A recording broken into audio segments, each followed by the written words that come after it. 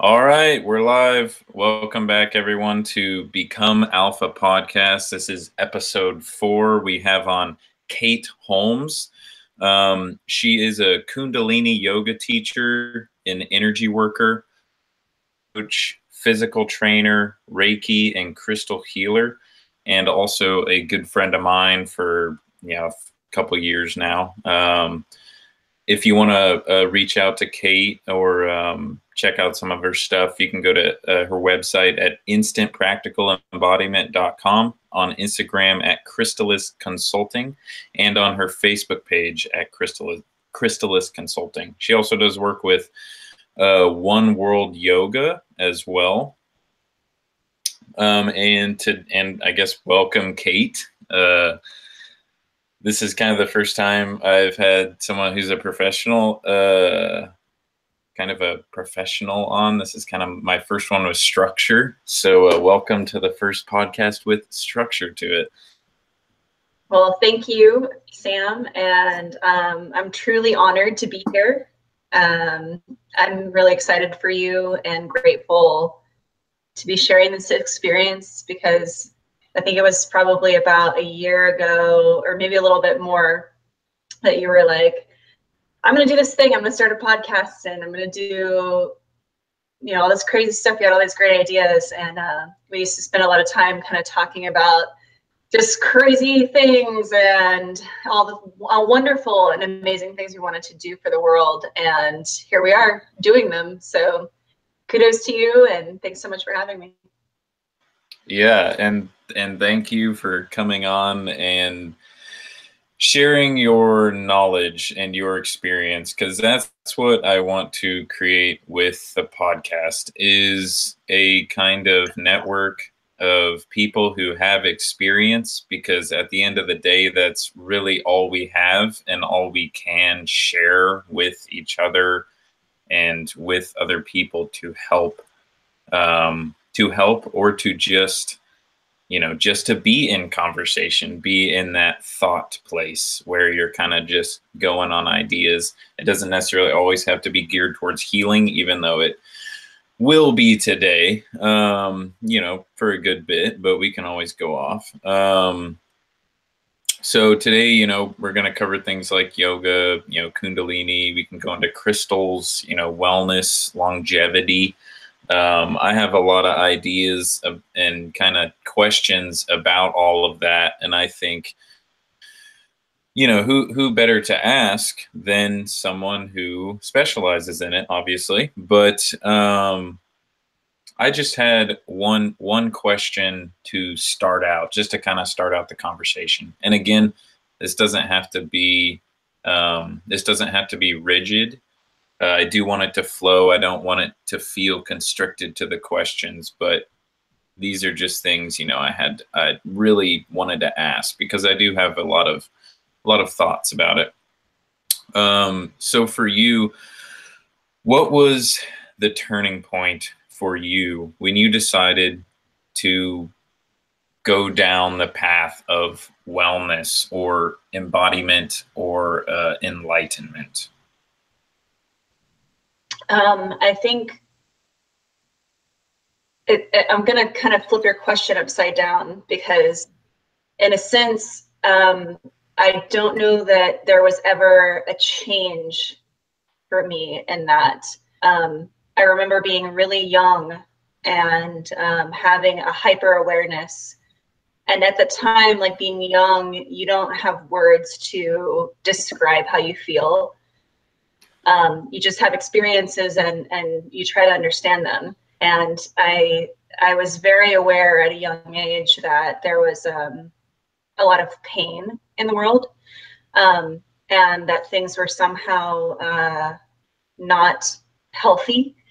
I remember when I was really little, I wanted to just have as much money as I could so I could buy land to keep people from building on it. I mean, this is like 6 or 7 years old. You were like an activist. Yeah. And that, I think I've always sort of been an activist. I mean, for a while I was very political and interested in following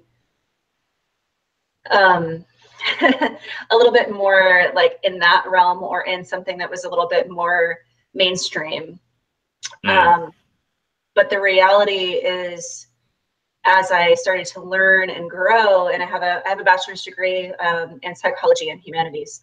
And so I was really following this, like, go to college, get a degree, you know, find your job, find your career, that sort of preset that we have.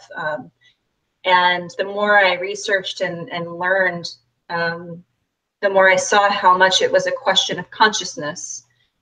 And once I started to question, you know, well, what's consciousness and what does it mean and why is it important?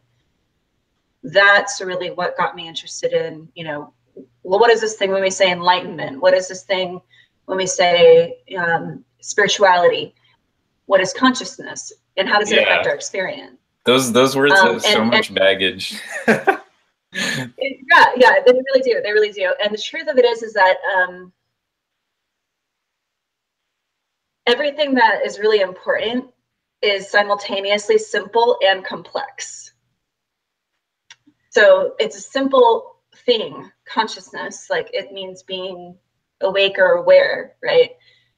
But how you come to an understanding about that and what you use it for is extremely complex and different for everyone. And there are so many different theories and perspectives and structures and religions and spiritual systems all surrounding this issue. And for me, I wanted to streamline those things and make them simple again. So that's sort of where I got into, like, I need a business that can do this. And then I need to do research that's effective that I can then turn around and use to help people, because it's not enough for it to just be a philosopher. Philosophy, if it's not applicable to life, doesn't really serve people. You know, it's just thinking and talking. Yeah. And I definitely agree with that point as well. And you kind of made me think of a question, because I see so many videos online and so many videos, you know, on YouTube and Facebook, and it's like how to find happiness, or like how to find enlightenment, and like all these wonderful words that sound good, that are kind of like what you're talking about with philosophy. It sounds good. It, you know, it, whenever you hear it, it sounds nice. But to you, what does a word like enlightenment mean? I mean, it could just mean what the word means, bringing light to something. But, you know, someone like, I believe it was either Freud or Jung or someone like that, great psychologist, said, you know, enlightenment isn't about bringing, you know, building up great pillars of light. It's about making the darkness conscious. And that's kind of a thing that resonates with me. I kind of got off there, but what does a word like enlightenment mean to you? It's a very charged word. Yeah.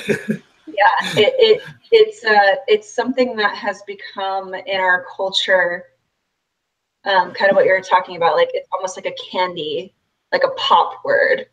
So in a sense, I think that it's lost its meaning from what, like, the Buddha and the true spiritual masters really intended for it to be. To me personally, enlightenment is the same as embodiment. It means that you're awake in your experience.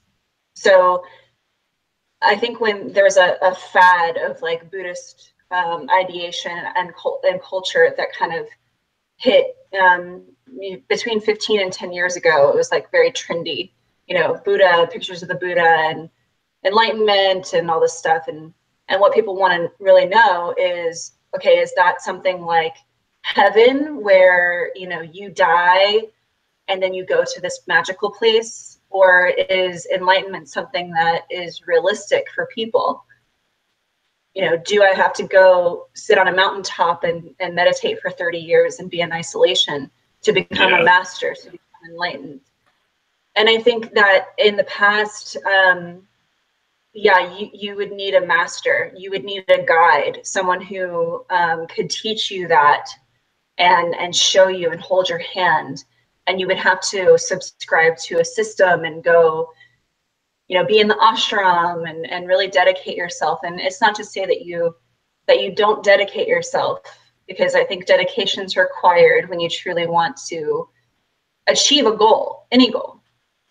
But in this particular instance, when you're talking about enlightenment, I think for our culture and for the time that we're existing in right now, that really means to bring an awareness and a presence to our experience, not something that's out there or something that is someday, like someday I'll do good and I'll go to heaven. Someday I'll meditate enough and I'll be enlightened. Yeah. Yeah.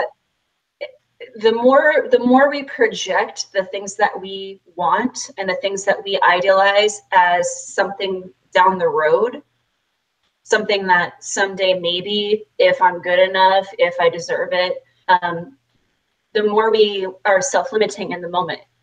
And it's not to say that you can just necessarily decide like, oh, I'm enlightened now. It doesn't quite work like that, although for some people maybe it does. That hasn't been my experience. It takes work just like anything else. You have to put in the dedicated effort. However, when you're aware, especially self-aware, meaning that, when you have a trigger, when you have an impulse, when you have an emotion, you can stop yourself and there's a gap and say, okay, like I'm having a trigger, I'm having an emotion, I'm having a reaction. What is that? Why is that?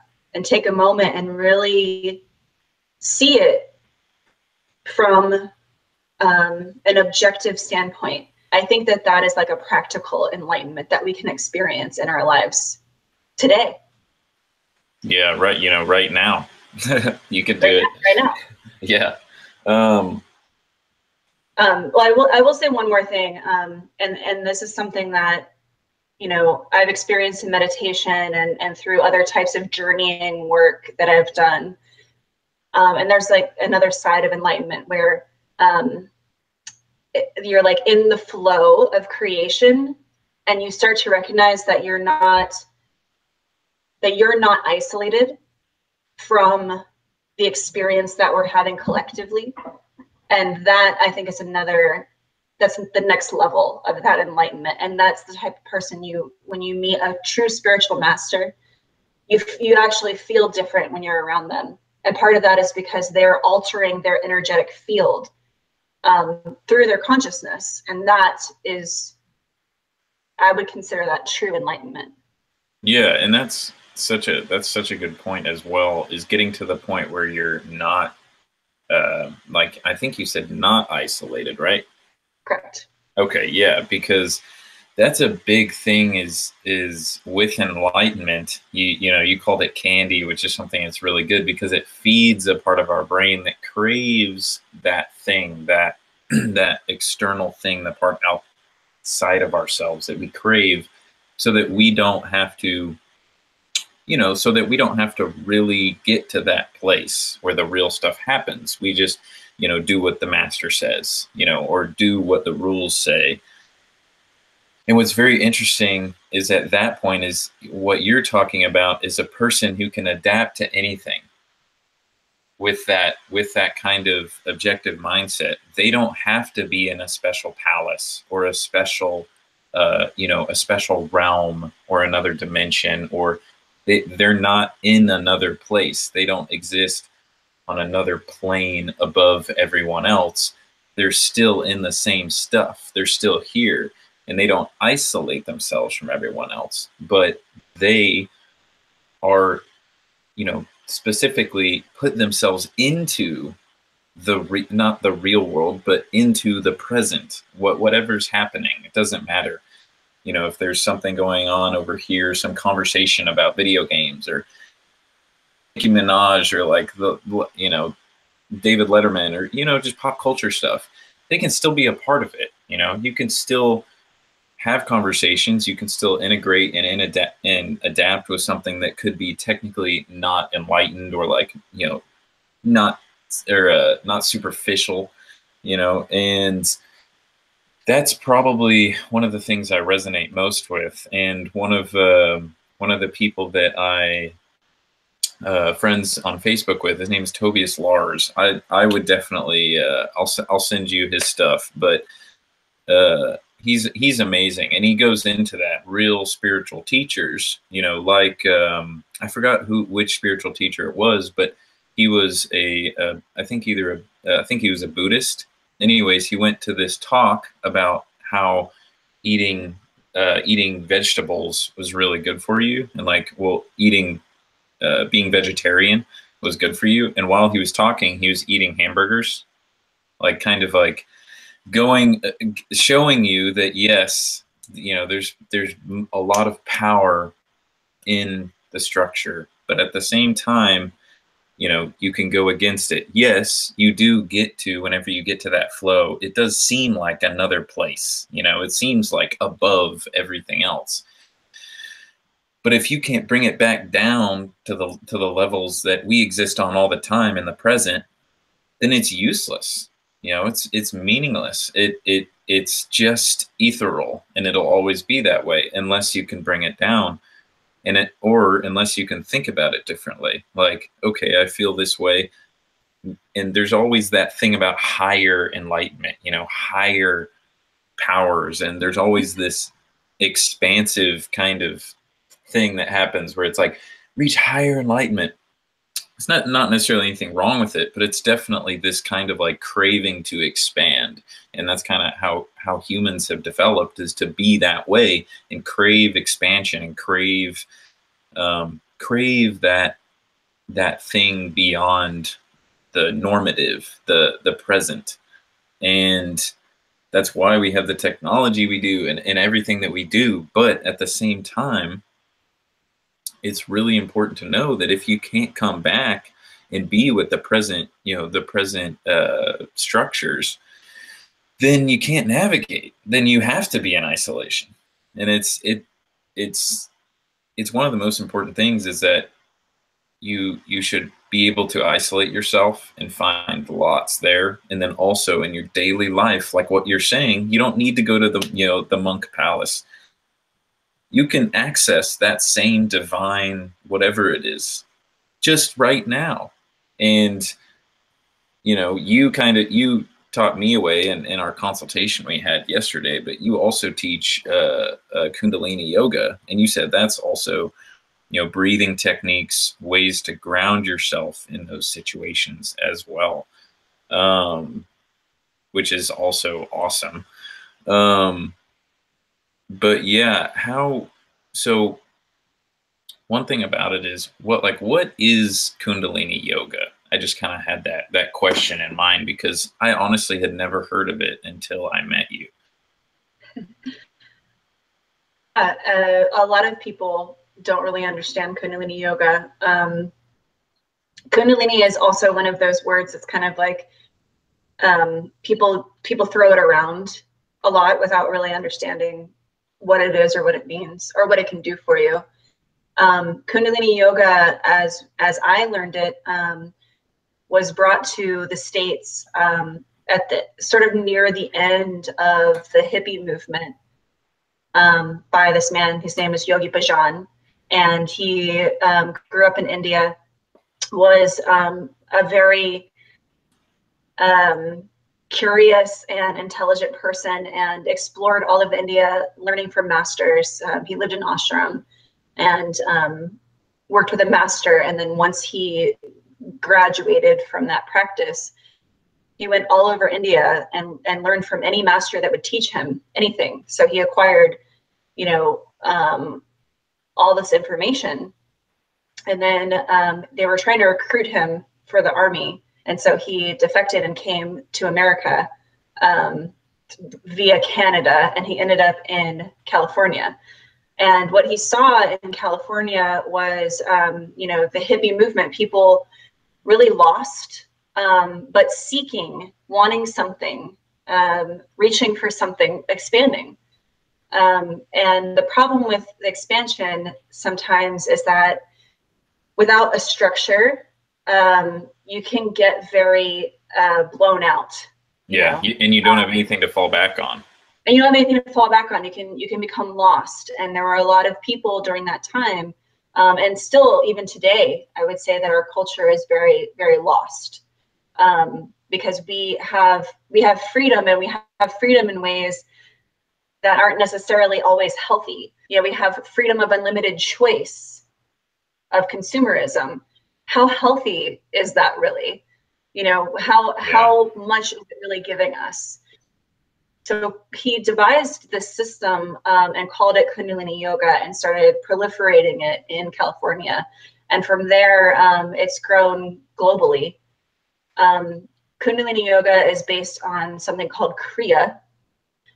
So it's Kriya, Kriya. And it's essentially a preset structure of movements, postures, breathing.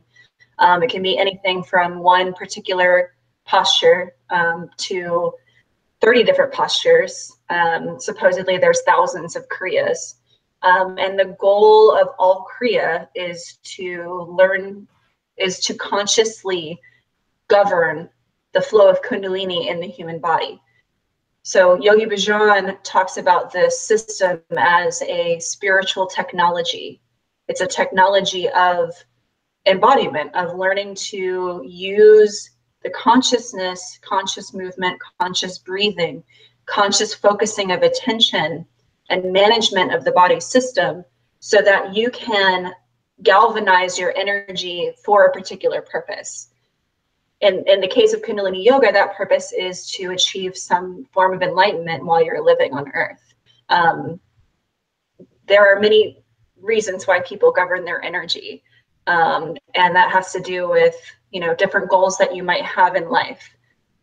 So if you're someone who likes to have a lot of attention, and likes to have a lot of people around you, and have fame and wealth and stuff like that, then you're going to govern your energy towards things that will acquire notoriety, wealth, and those things that you want. If you're someone who is very romantic and you want only to fall in love and be in a relationship, then you're going to govern your energy towards something that will get you into that relationship and get you into, marriage and kids and all those things. So really, when we talk about things like your intention and manifestation and those kinds of things, like The Secret and all of that stuff, that is all rooted in an ancient Vedic science, has been known about in India for over 5,000 years. The reason that we don't really call it a science in our world today is because things that are seen as ancient or archaic are seen as provincial or backwards. But in reality, this was the technology that they had to understand and talk about the experiences that they were having during those times. It's not any less intelligent. Yeah, I feel like it's the instruments were different. Exactly. Yeah, the instruments were different, and they relied more on intuition and the information that they had available. And what's interesting about that is that with exploration, you'll find that many of those things still hold true, because realistically, the human physiology hasn't really changed that much in 6,000 years. Yeah. And that's one thing as well. I'm trying to remember what you were just saying. Yes, about the things being archaic and seen as that, it kind of in the past. And that's really interesting to me, because I feel like those ancient kind of techniques and technologies and sciences, because they are science, just our instruments have just changed over time, and what we use to measure the results and all of the data is different. Back then it was really an experiential science, which I really resonate. That's why I think I resonate a lot with those kinds of methods and those kinds of constructs, especially ancient ones, is because they deal with and kind of why we've moved away from those experiential technologies and techniques is because they are such. And it's kind of tragic that they aren't seen, that Kundalini yoga isn't, you know, seen as a science by a lot of people. It's seen more as, you know, a technique, whether it's woo-woo or not, that gives people certain results. And a lot of reductionists would say, oh, well, that's because the power of suggestion and all of those things. And of course that plays a part of it, because that's a part of everything. You know, it's a part, it's even a part of the science that they would, you know, secular science. So, you know, whenever you do the placebo effect, it's like there's so many things that could discredit even modern science that it'd be weird not to call it that. I feel like all the techniques are sciences. They're experiments. They're experiential knowledge, and you know, I don't know too much about Kundalini, but I feel like it is one of those experiential kind of systems, I guess. And that's definitely what we're about at this podcast. Is we're about, you know, bringing people back to that experiential place where they, you know, they can see all of these different techniques and these different things from a whole perspective. And from what you said, that's definitely what Kundalini is, one of those techniques that can bring you back to that centeredness. And you definitely showed me, you said there, you know, there were several techniques you showed me yesterday, but my experience of them was definite grounding, definite just in presence.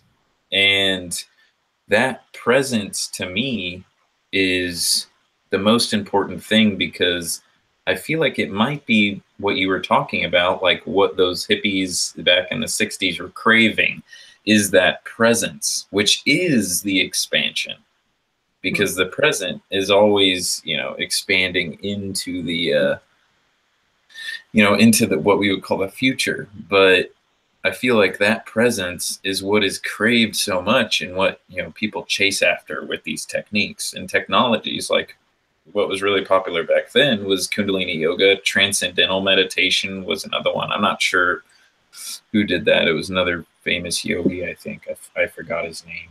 But LSD, you know, is just a technology. That's a man-made technology. And then there was, you know, mushrooms, all the, you know, classical psychedelics that are all, you know, natural technologies from nature. And people were, you know, exploring all these techniques. And that's so cool that, and I didn't even know about this. This is so awesome. What is his name? Bujan, I think. Is that what you said? Yeah, it's said a couple different ways. Bhajan.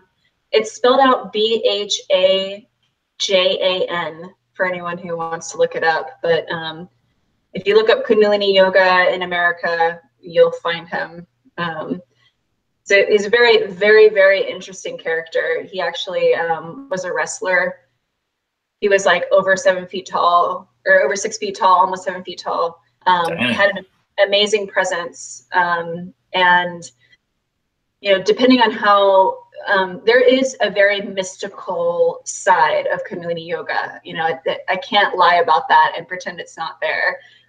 It's absolutely there. However, Yogi Bhajan was very pragmatic in a lot of ways. And the one thing that he talked about the most in all the videos and things that I've seen is the discipline that's required. And it was the one thing that he always said we were lacking as a culture, that we lacked discipline, you know, in the ability to focus, and the ability to stick to a path, and the ability to pursue our goals. You know, we don't have that self-discipline to, you know, to get to achievement. And that's kind of what I was talking about the dangers about expanding. You know, without that discipline, without the structure, you're kind of you're wandering. And while there are definitely things to be learned in dreaming and wandering, without coming back and bringing it, like you were saying, you know, without coming off the mountaintop and coming down and being able to talk about Nicki Minaj or whatever, like, how is that really useful to you and to other people? And that's one thing also in Kundalini yoga they talk about a lot, that there's really 3 levels of consciousness. There's personal consciousness, there's collective consciousness, and there's cosmic consciousness.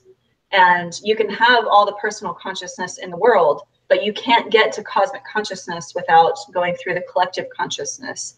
And that's why we typically will practice in the Sangha, which is a yoga community. Yoga is passed from a person to another person. You know, it's very difficult to acquire that kind of knowledge from a book. Yeah. Yeah.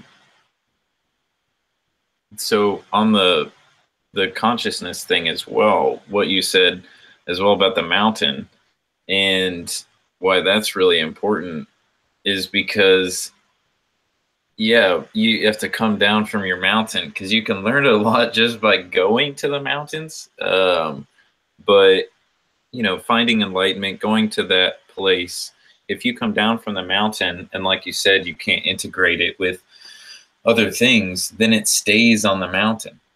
And then that mountain is deified. You know, that instead of being able to do the collective consciousness and sharing it and being able to bring it back to other people. And I remember, I don't know if you know much about Terrence McKenna, but he was one of kind of the first people who put me on to like magic and spirituality and all sorts of things. He's just a super out there dude. He's not alive anymore, but one of the things he said is that what's worth it whenever you go out into these expansive places is kind of like when you're fishing on a boat, you know, and you're fishing for the group, for the tribe, you know, for us, for humankind. When you're fishing out on a boat and you don't want to catch a whale. I mean, like, you don't want to catch a whale because you won't be able to reel it in.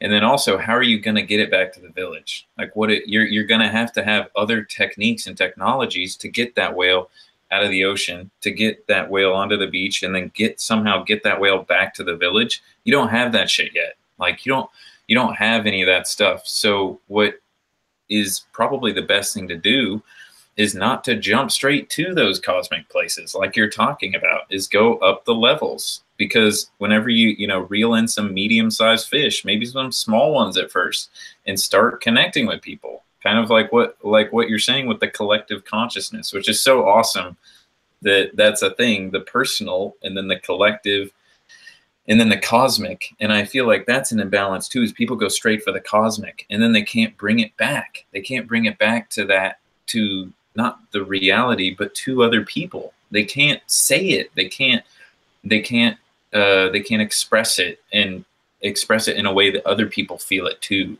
And that's really the only time anything is worth it, is because you can also make your space the mountain as well. So if you aren't making these practices, you'll make it to where you only get to have that experience, and then you can't give it to anyone else. So it never comes down from your mountain. So it's like you're creating this like kind of I don't know what to call it. It's like interference thing where you're like, okay, and then you don't know what to do with it. And so it just stays in here. And eventually that goes away. Eventually, you'll forget about it, or, things will come up and it'll just dissipate or, disappear. And that's definitely, now I've had a lot of those experiences with the cosmic aspect, with getting to that cosmic consciousness level.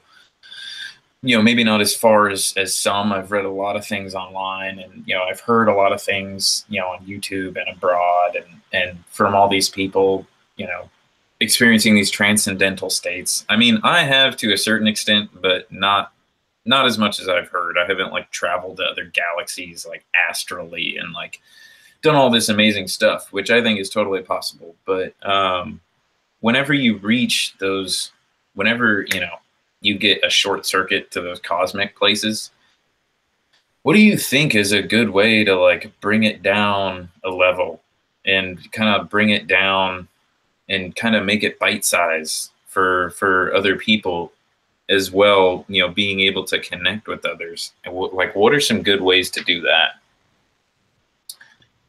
Well, one way is to, you know, use someone like me, who is, I'm trying to figure out exactly the right word for it. I guess I'm kind of like a spiritual coach or an embodiment coach. And so having someone who's had those types of experiences before, believes that they're possible, you know, and can validate that you've had that experience and that it's meaningful to you, can be a very productive sounding board to help you understand, you know, why am I having this experience? What does it mean? You know, sometimes we have experiences and we don't get to know the meaning of them right away. It's not until much later down the road. I did a ayahuasca journey before I moved from Florida. I think it was in 2006. And for anyone that's ever done ayahuasca, it is an extremely intense, very compacted type of experience where you're receiving a lot of information in a very short period of time. And there have been insights and things that came to me during that weekend that I just understood the meaning of, you know, 1-2 years ago. So, I mean, we're talking a whole decade of living between the experience that I had and understanding what it meant for me. Yeah.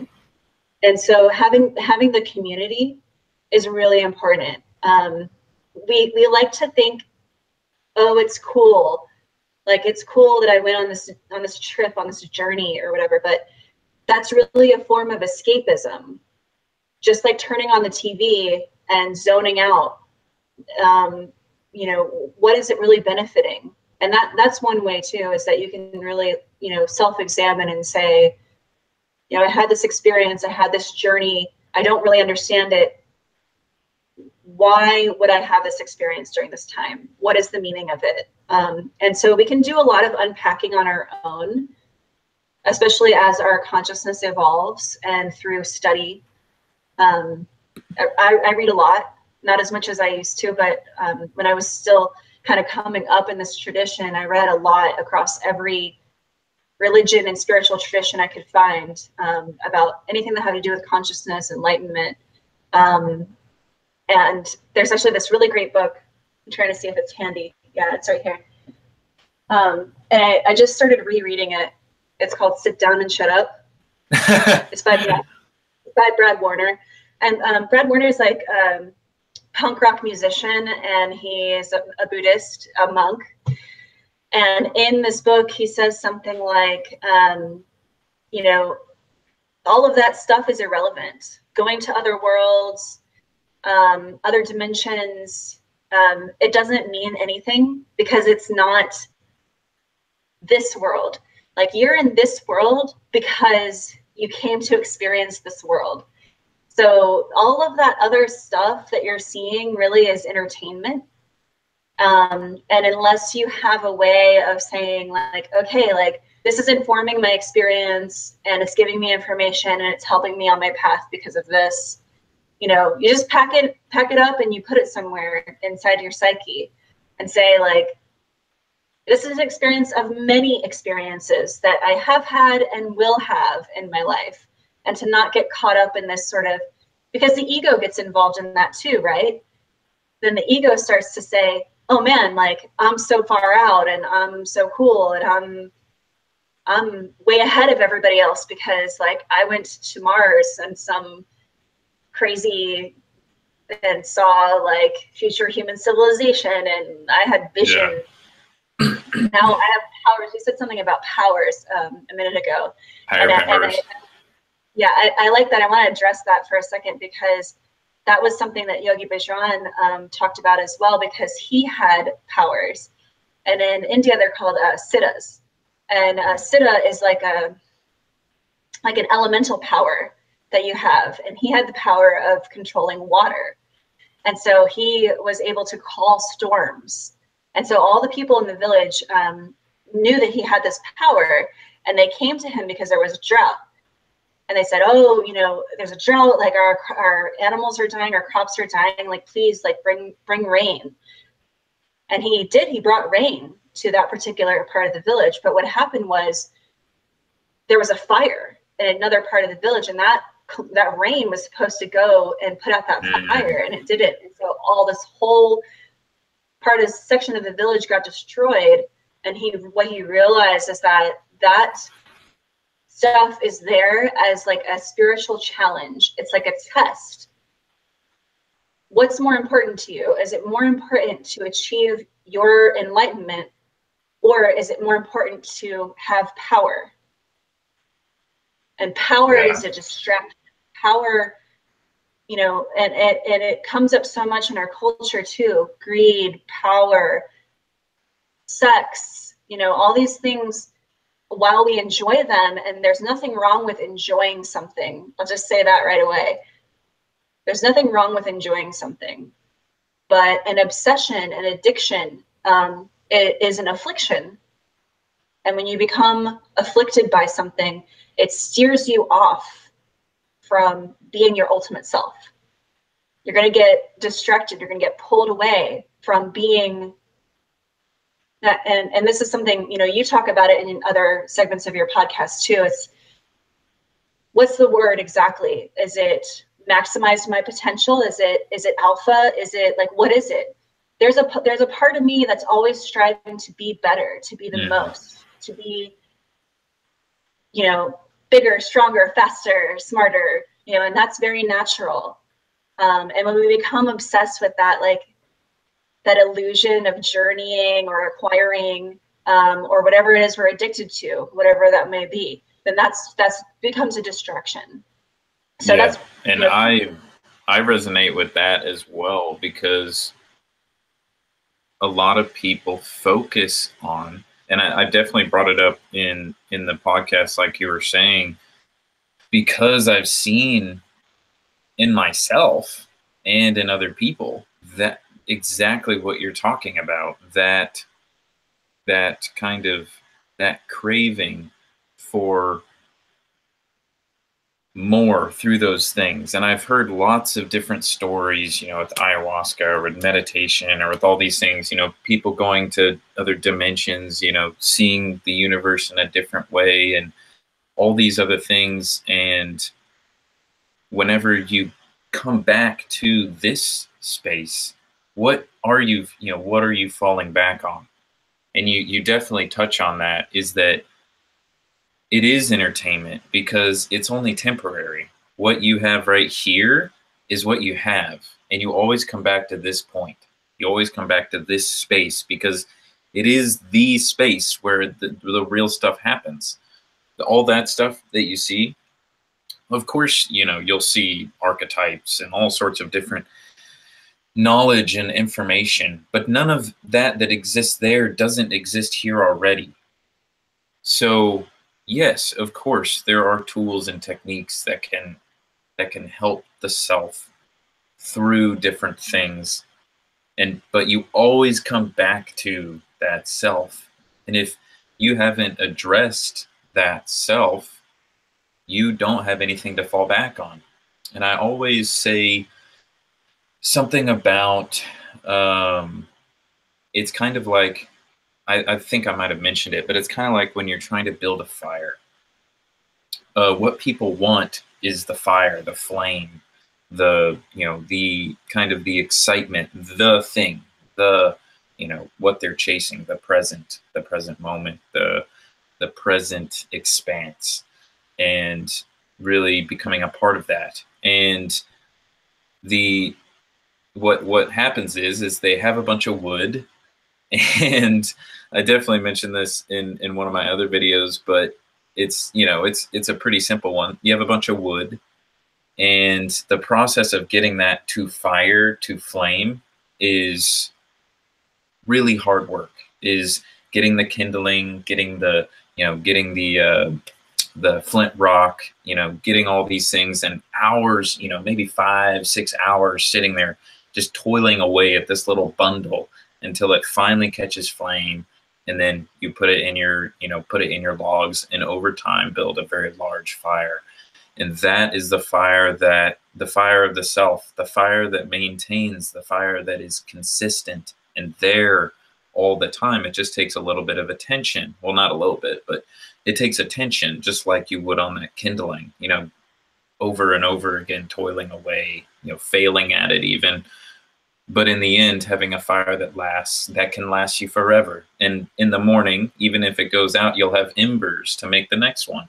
So it's like, but what happens is, since we are in this culture, like what you were talking about, we're so exposed to all these techniques and these different practices that people come up and they give us fireworks. They're like, here's some fireworks. This'll make your fire look amazing. This'll do so many things. It does this and it explodes in this way and all this stuff. And so people put it there and they're like, oh yeah. And they imagine it as a replacement for their own self, for their own fire. They don't have themselves as being primary, being primal. So they're like, oh yeah, this is a good replacement. I don't have anything here, so I might as well. The big fireworks, I always talk about biohacks being this kind of metaphor too. Really anything, practice, technology, yoga, all sorts of stuff.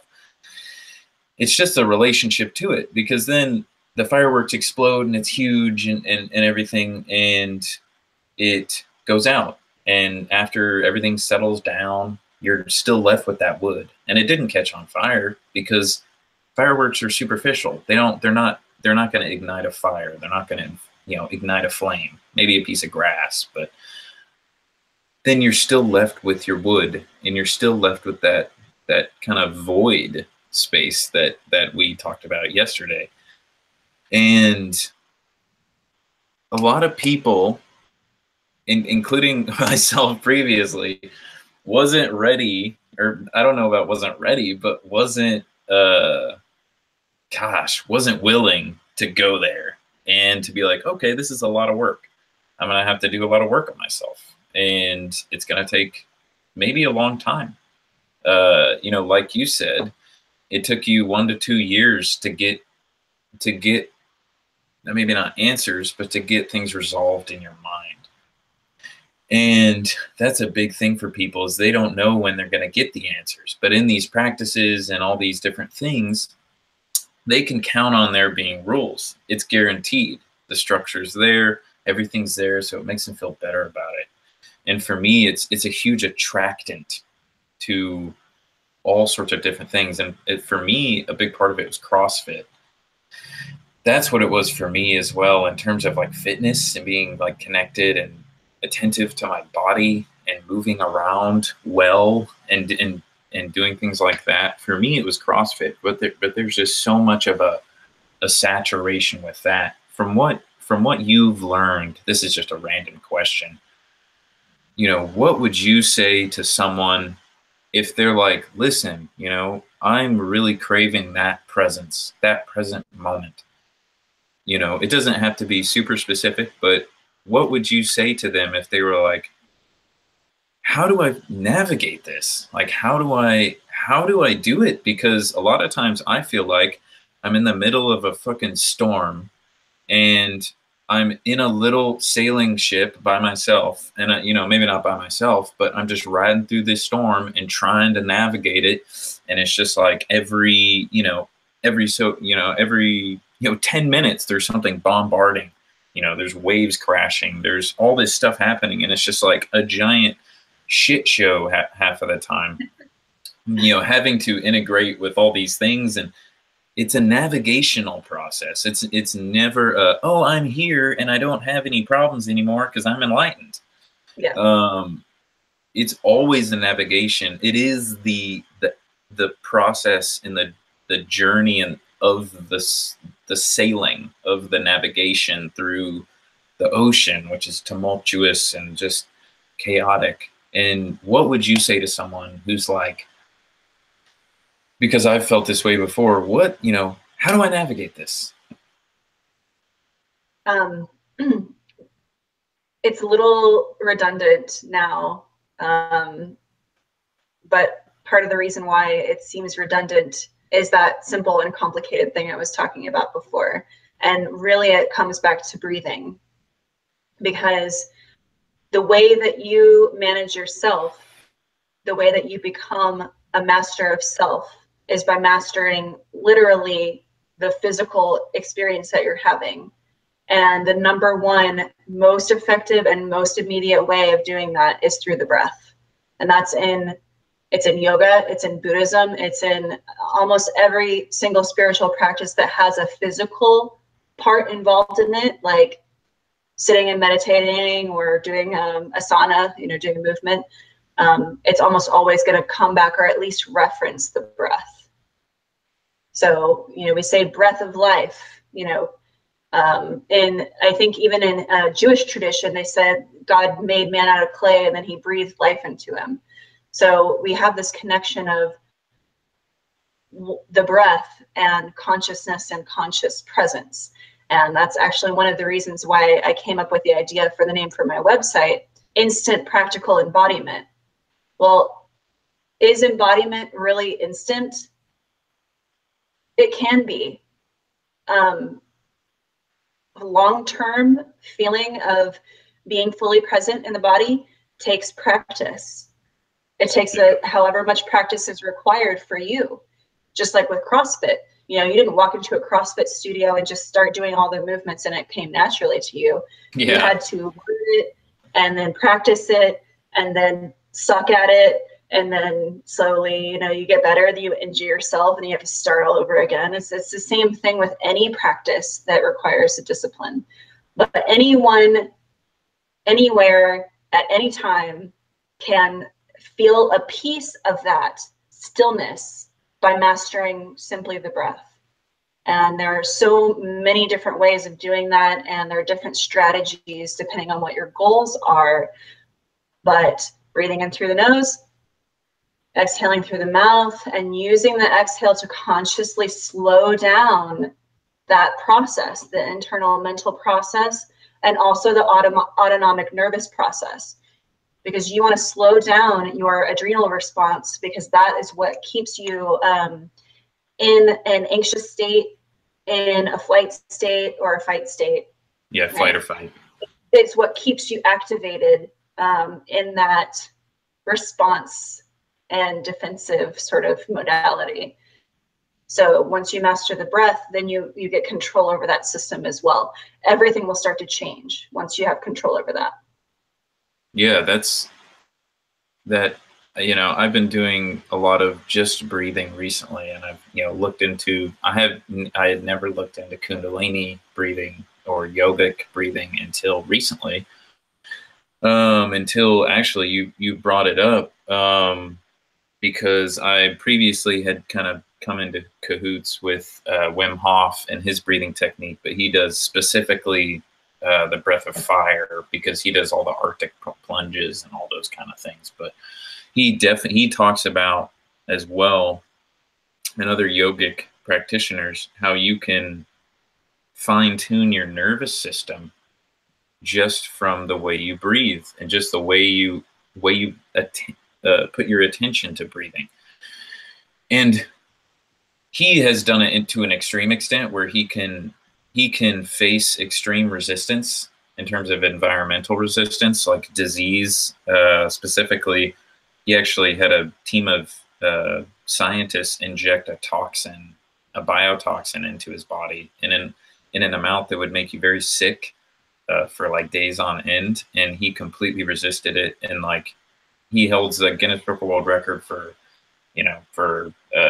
staying submerged in sub-freezing temperatures and like all these kinds of things. So he went the extreme route, but and that's great and everything. Being that kind of, I wouldn't say superhuman, but being that extreme is wonderful. But for what you're talking about, for people like kind of like me, who are in their own process, and they're not there to that level that you are, or someone like Wim Hof is, who has those experiences Kind of like what you were saying, you don't walk into a CrossFit gym and just start doing handstand push-ups, because you would hurt yourself. You would fail epically. And so, but the CrossFit coaches there are the guys who are like, hey, this is a good place to start over here, doing just normal push-ups. And one thing for me, whenever I do breathing, is, and I think this is a problem for a lot of people, is paying the way you pay attention to your breath. So the where you put your consciousness in terms of that process of breathing, which is usually automatic or a part of the autonomic, which is controlled by your nervous system and your body and everything. Usually it's automatic. Whenever you put attention there, in certain ways that you do it, it elicits certain things.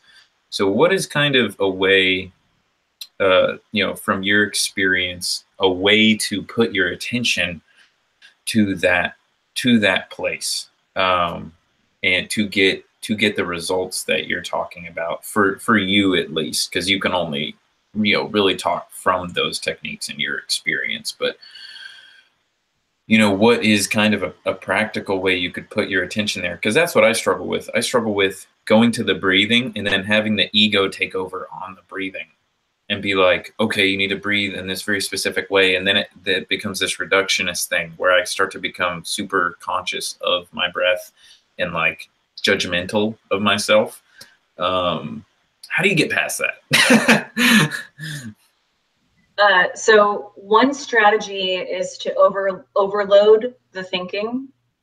And they do this in Kundalini yoga, and we also do it in, I also train martial arts. I'm an apprentice martial arts instructor, and we train, from that angle, we train Russian Sistema, which also has different breathing techniques in it. And those things you do while you're doing intense physical activity, like planks, and movements that you're doing while you're managing the breathing. And so what ends up happening is that you give your brain, you give your thinking so many jobs to manage, because thinking is really good at managing jobs.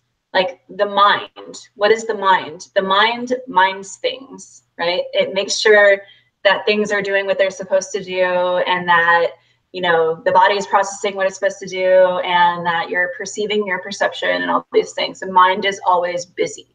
And so in Kundalini yoga, when you're breathing, when you're doing pranayama, you're also sitting a particular way. You have an eye focus, which is called a dristi. So your eyes are focused a particular way. You're usually using a mudra of some kind. There's different ones. And so you have to think about that. And then your posture is really important, so you have to manage that. And then the breathing is important, so you have to manage that. And then sometimes you'll incorporate a mantra, which is a word. It's usually in Gurmukhi, but there are English mantras as well. And you coordinate those with the breath. So that's already like 7 different jobs that your mind has to be occupied with. Yeah, I never thought of it that way. So what happens is that when you're doing a lot of jobs that are very, they're simple, but they're complicated enough to keep your mind busy, start to notice that there are moments where you're not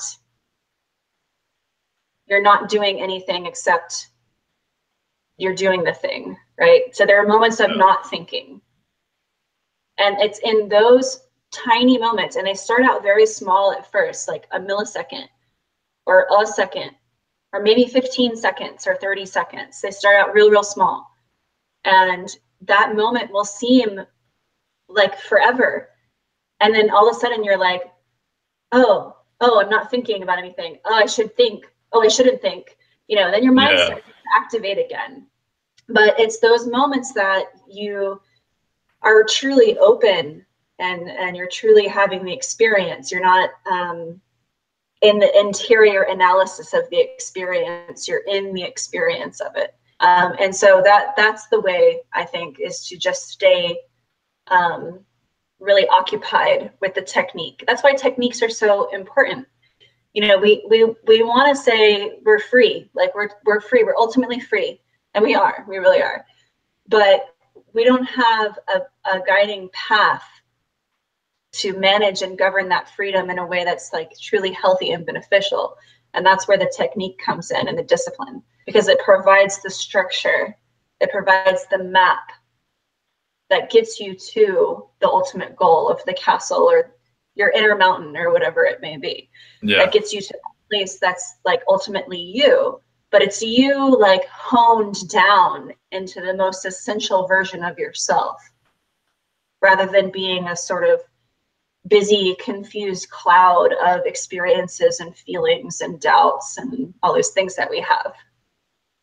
Yeah, it kind of reminds me of the kind of the process of the self is going through the technique, playing around in there, kind of like a playground. You have this little fenced in area and you're playing and you're experiencing all sorts of things. And then you leave that technique, or you come out of it, you come back to the self. And it's that ultimate process of the self through the external, even with everything. It could be everything external to your awareness is some kind of technique or technology or construct. And it's the process of, being aware and then going through the construct and then coming out the other side and coming back to the awareness and then doing that over and over and over again. And I call that the power position, or the primal position.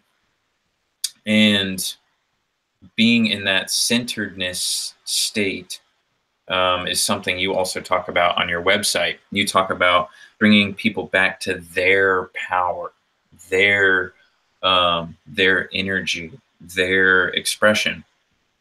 And what does it mean to you to bring someone back to their power?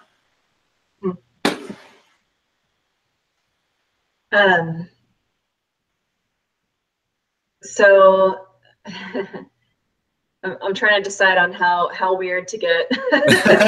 It's so weird. It's weird. It's a little weird. So there's this idea that every single atom, every molecule, everything that exists is connected, independent, and also has an energy. So if you think about it in terms of a grid of matter and energy, that is what existence is made up of. Think of that now in terms of individuals and people and what we can offer and what we can share with one another. People create a grid. We have the ability and the capacity to be totally original, totally individual, and yet we're always connected to one another. Without that connection to the other, their life becomes meaningless.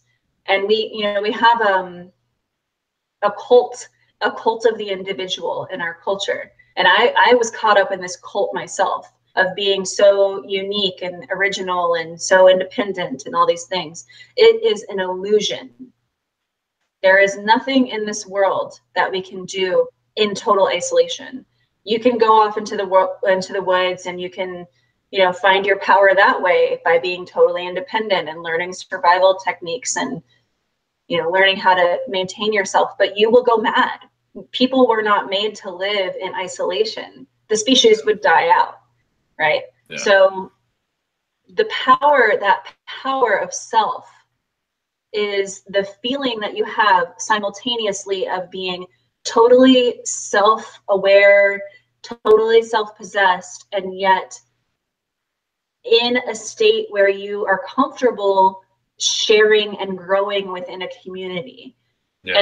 And that can be different for everyone. I mean, everyone has a different idea of what community is. We have families, we have extended families, we have churches, we have your job, your organization, your city, like there's all different kinds of communities. But the problem is that we've lost a sense of who am I? What does it mean to be who I am? And what is my place? What do I contribute? Who am I in context of this culture? And a lot of the reason why we've lost that, I think, is because, you know, we have the technology now where we can feel that illusion of separateness is supported. Even though we, you know, if you analyze it intellectually, you'll understand that everything that you look at, everything you experience has come from someone else. Yeah. It was created, it was written, it was designed by an art director, you know, everything that we experience had someone else's hands on it. But as an individual having an experience, I can just be like, yeah, like this is my experience, and like I'm totally independent from, you know, the people I'm sitting on the bus with and, you know, all this stuff. But that's why we have that anxious and depressive things that happen in our minds when we try to relate to people or try to pretend that we're isolated. You know, we aren't alone, and we do have the ability to influence others and to influence our environment, and we are in turn influenced by our environment and by others constantly.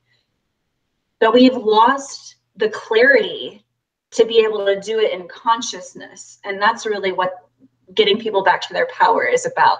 It's about putting the power of your consciousness and your awareness back in your shoes. And it is something that people can do individually, but it's not something that's laid out really anywhere in our culture. And so that's really where I saw the greatest need, you know, and something that I knew that I could do to help people with that. Because it's something that, you know, I experienced personally. It's also something that I struggled with experiencing. It's very painful to realize that you're responsible for how you feel. It's a very harsh reality to be like I am such an asshole. Like, Yeah. you know, it's not pretty. But it really isn't. It's the path. Like that's the path to learning who you really are and how you really are in the world. Yeah. And it kind of goes into what you said during the consultation, is that everything in creation has duality. So everything in creation has its opposite. And I also wanted to ask you a question about that, because whenever you said that there's duality in all things, and that you can become the ultimate center of that duality and create what I would call a balance, like an ultimate balance. But it reminded me of the infinity symbol, actually, that, you know, it goes around in a loop, and the center point between, with the two loops on the end of it, the center point is that 0 point that you were talking about. There's a word for it. It was like shuna or something. What was the word? Shunya. Shunya. Yeah. And it kind of has the two feedback loops looping in on itself, kind of representing the process of the duality of nature and creation and life. And how does one, in your experience, how does one become that ultimate center of the duality of creation, of their human condition, their nature? There are many ways. For me personally, when I found Kundalini Yoga, it solidified so many different paths and theories that I had researched and discovered along my journey.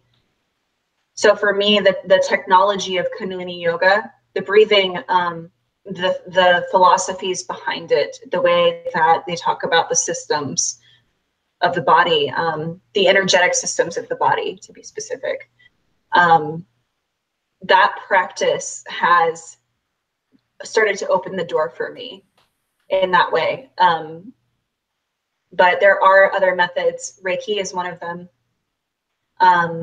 Another one could be like simply finding a balance in your practice, like of your daily life. Like, for example, if you're someone who's super into CrossFit, like that's your passion, it's the only thing you care about, that could be balanced by, learning to sit and read books. They could even books about CrossFit, something that's more passive and receptive, so that the energy that you have isn't constantly outgoing and very yang or male. Yeah. And really, when we talk about polarities, the easiest way to talk about polarities is in the sense of male and female. And there's a really interesting thing that's happening in our culture right now between male and female principles. And what I found in my process of coming up through all these different traditions and this education, this sort of self-education, is that when you're experiencing something for yourself that you're conflicted and you're like, I don't know why this keeps coming up. I keep having to deal with, this type of relationship or this type of whatever. That is also happening on a cultural level. So you'll see a lot of polarities between what you're experiencing and what's happening culturally. And that part of that is because we're in a collective conscious. We're in a pool of other people's intelligences and thoughts and identities. And right now in our culture and globally, what's happening for humanity is that we're trying to understand, how do we balance the two things that seem opposite? Because what we like to do in our brains and what we've been taught to do is to say, this is good and this is bad. That is not the way polarities work. Polarities are opposites that will always exist because that's the way that creation works. You start with a unifying principle, and then it divides into two: what is and what is not. That's a duality. It's the most basic duality. It's the difference between a star and a black hole, right? Those two things have to exist. You don't get to say one's good or bad. You don't want to be caught in either one of them, but they both exist for a reason. And it's the same in us. And in yoga, we have three nervous channels, three energetic nervous systems. The Shushmana we talked about yesterday a little bit, which is the central channel, which runs up and down from the crown out through the perineum. We're talking about energetic centers of the body. You have also two channels on either side, and they actually intertwine. They cross and weave through the Shushmana up the body. And they're male, right, sun, and female, moon. And there are 100 different ways that you could describe those, but it's very simple. One is receptive and one is outgoing. Yeah, one is expressive, or one is pushing out, and the other is like pulling in, kind of. Yeah, and so one very simple and easy way to do this, and you see it all over in different cultures, is to simply put the hands together like this. Because what happens is that you have all these nerve endings in your hands and in your feet. And when you press them lightly against each other, you're actually balancing a polarity inside your body. Yeah.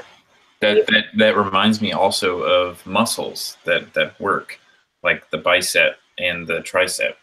It's kind of on a similar vein. It's like the only reason that I can bend my back and all my vertebrae not crush in on themselves is because I have abdominal muscles.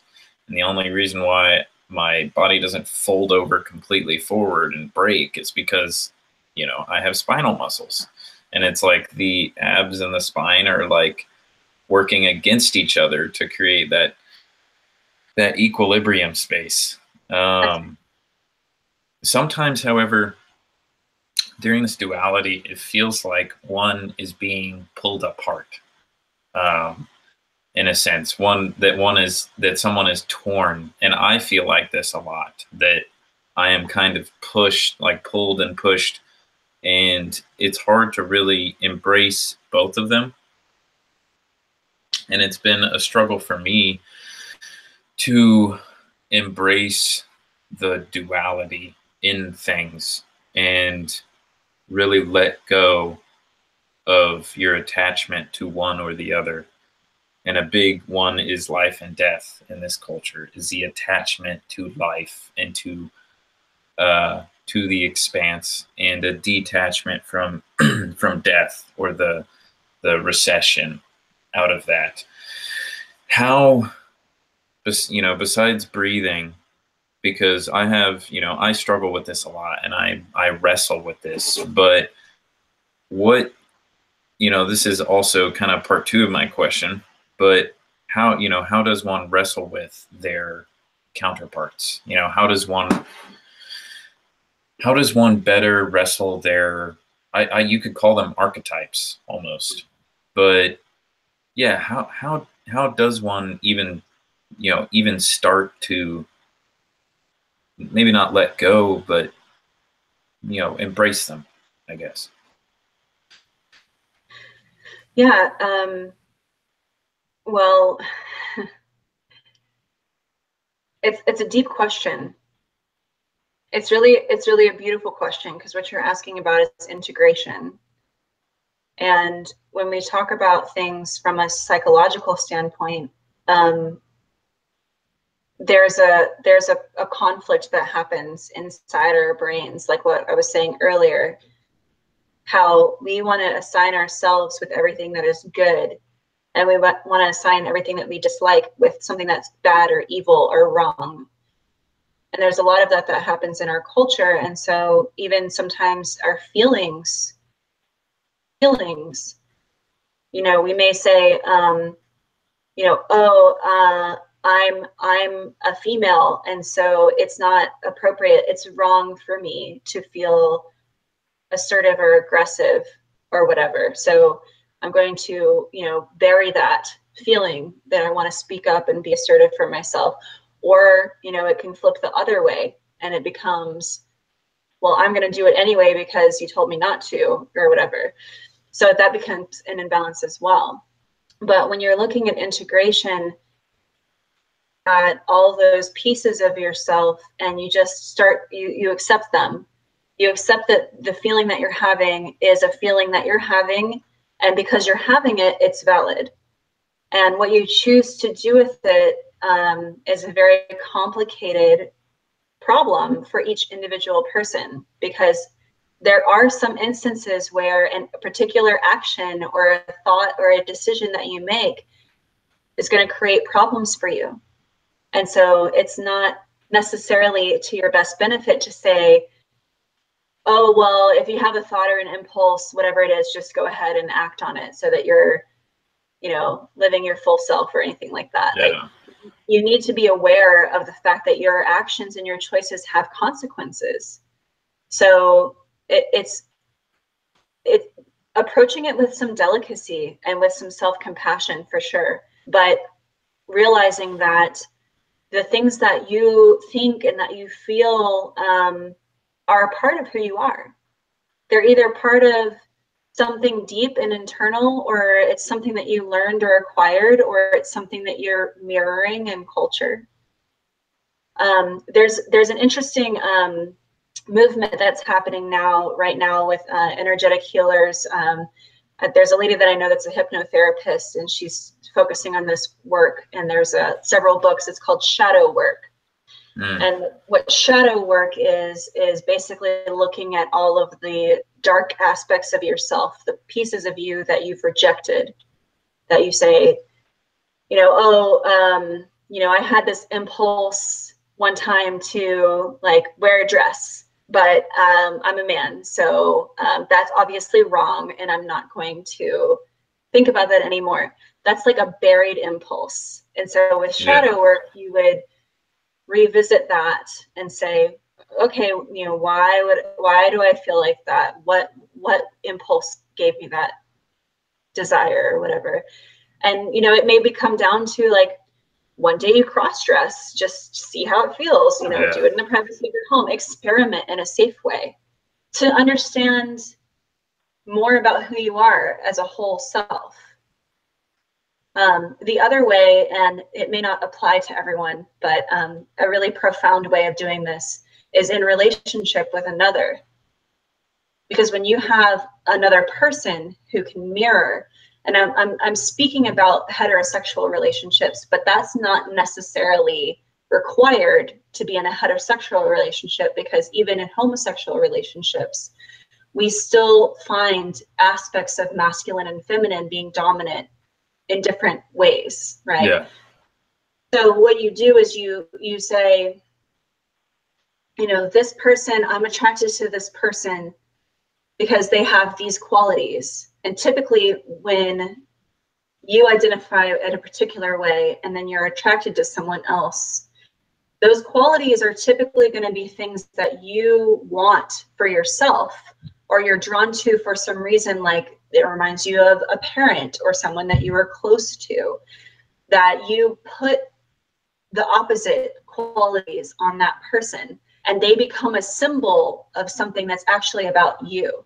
And that's one of the challenges that we encounter in our romantic relationships, is that we tend to project a lot on our partners. And typically that's where we get into that duality play, because you're going to project all of the things that you hate about yourself, that you try and make your shadow separate from you. You're going to find those qualities in that person because they are not you.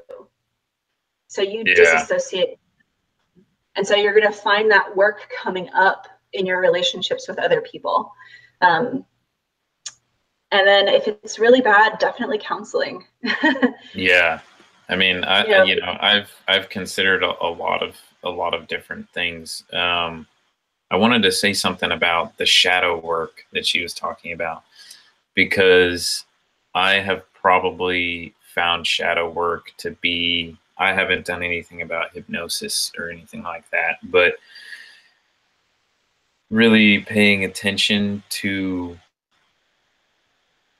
I compartmentalize things kind of like that. But for me, there are a lot of self-loathing and self-hating things that I do, and things that I cut myself off from in terms of expression, just because I am a man, or just because there are, women around or men around or anything like that. Some things, some discretion is appropriate, of course. To what extent that is unique to each person. But for me, a big struggle for me is learning ways to go back and address those things that I now loathe that I've done. And I saw a video by Aubrey Marcus recently, the founder of On It, and he was talking about, one of the key aspects of being a warrior person, or being on the path of the warrior, taking the path of a lot of resistance, which is, I feel, a path that we're both on, is that you have to learn to forgive yourself. And I still don't really have answers for that. I've kind of figured out why I don't forgive myself, but I hold a lot of things of judgment to myself, and I'm not sure how constructive it is. I think judgment to a certain extent is constructive. Like, hey dude, that was dumb. Like, you shouldn't do that again. But also, what are some techniques that you've learned for embracing or for reconciling with your shadow, that part of you that most people just want to die? Like, they just want to go away, and that's kind of why they push it into some deep, dark chamber in their mind. So they're like, ooh, that's weird. I don't, let's put that away, put that in the cupboard. And me and my friend Julian, he was on 2 of the podcasts, we've kind of come up with this term. We call them dead zones. And they're everywhere. It's basically like places where you've shut your attention off from them, and you don't give them light. Like, your attention is basically where you project your consciousness. So you can project it into your body, or on your body in different places, and you can project it into the environment and into different things. And whenever you project your consciousness there, you bring things to life. You bring things to light. You make them conscious. You make them aware in and of doing that. At least is kind of the experience I had. Just like if you neglect a dying, a plant, it will wilt and die and become rotten and nasty. But you go over, you put some attention on it, you give it some water, you do some techniques, and you can bring it back to life, almost instantaneously. Or at least you can put those things into motion to bring that life back. But for me, and I think a lot of people, is we have been brought up into a system that demonizes things, that demonizes parts of experience so that people don't do them, because either they're dangerous or they're just looked down upon, for one thing. And they're all parts of our shadow self. And I believe that we have things that we don't address just because they're seen as unacceptable or they're seen as not a part of the norm.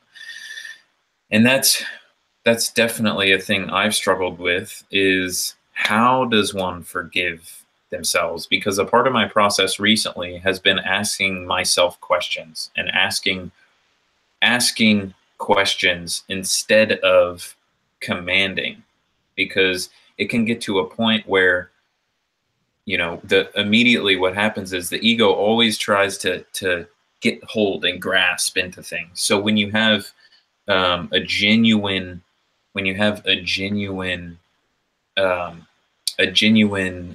desire to forgive yourself, a genuine wanting to be able to look past those things, to be able to reconcile with them and understand them, you definitely go, I want to forgive myself. So the ego goes, okay, just tell yourself that, and then in your mind, you're like, forgive yourself whenever it's happening. Just, forgive, it's okay, just forgive yourself, blah, blah, blah. And it's these like commands that are disguised as a solution, disguised as actually digging into the problem, actually digging into whatever it is, figuring out if it's a problem even, asking the questions, why should I forgive myself? How do I forgive myself? Whom should I forgive if there's other people a part of the process? What should I forgive myself for?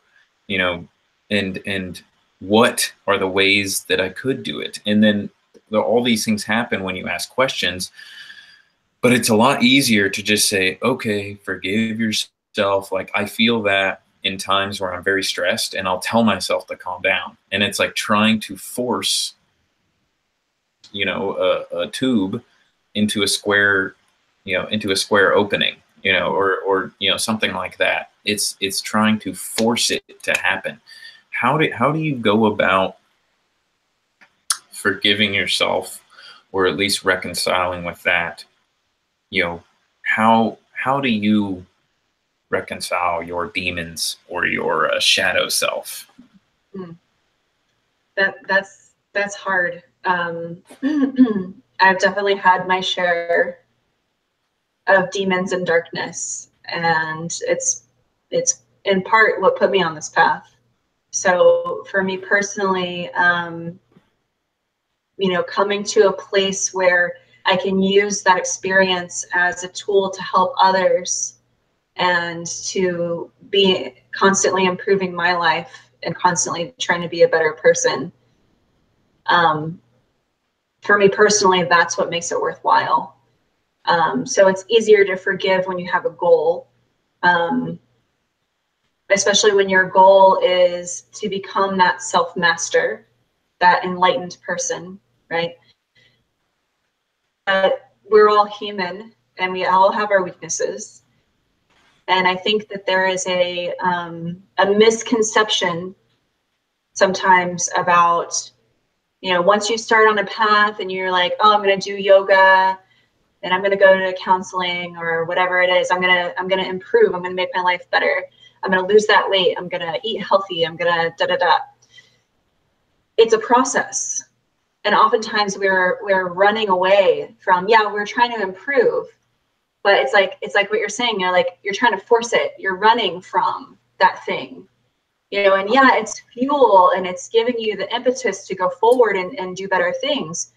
But if your impetus towards that is to escape the problem,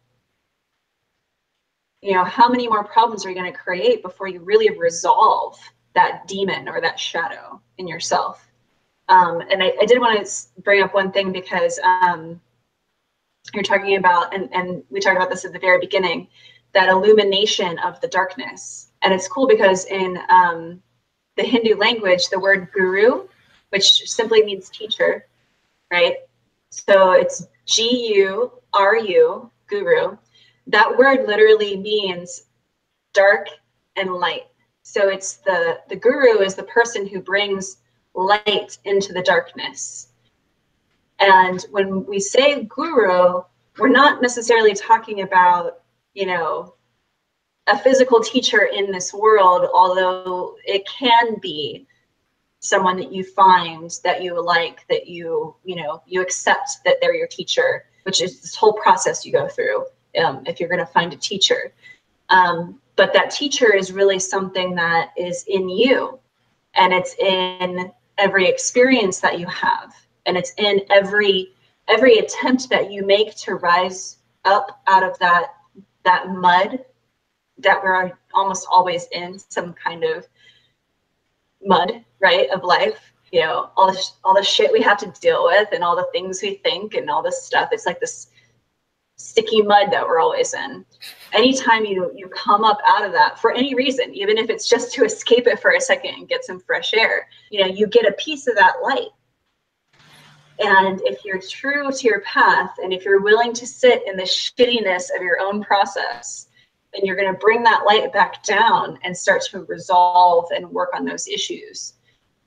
But without the willingness to dig in and actually deal with it, it's rare that it'll just get better just because you want it to. I mean, you can definitely will yourself onto a path, but sometimes, your process is your process, and we as individuals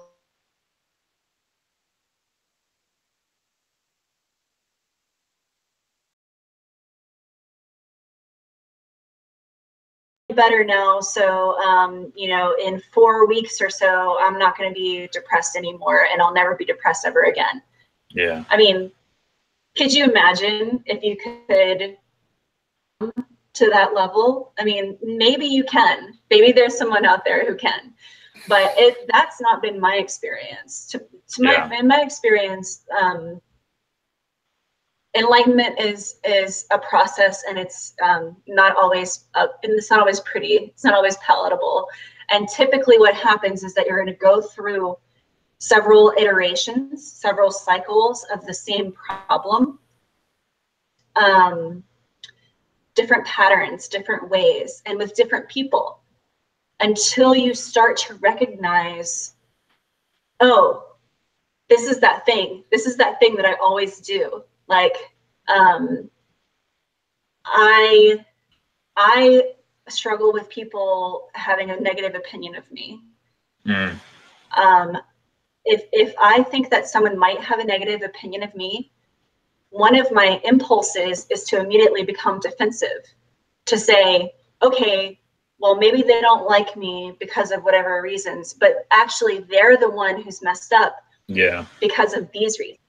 And as soon as your brain starts to do that, if you don't catch it right then, you're going to start to spiral and build all these mental constructs around this theory, and then the defense against the theory. And it's all happening inside your head. So to be able to unpack and unravel that, you really have to have the discipline and the dedication to sit there and monitor yourself, but with that compassion and with that willingness to be in the process of it.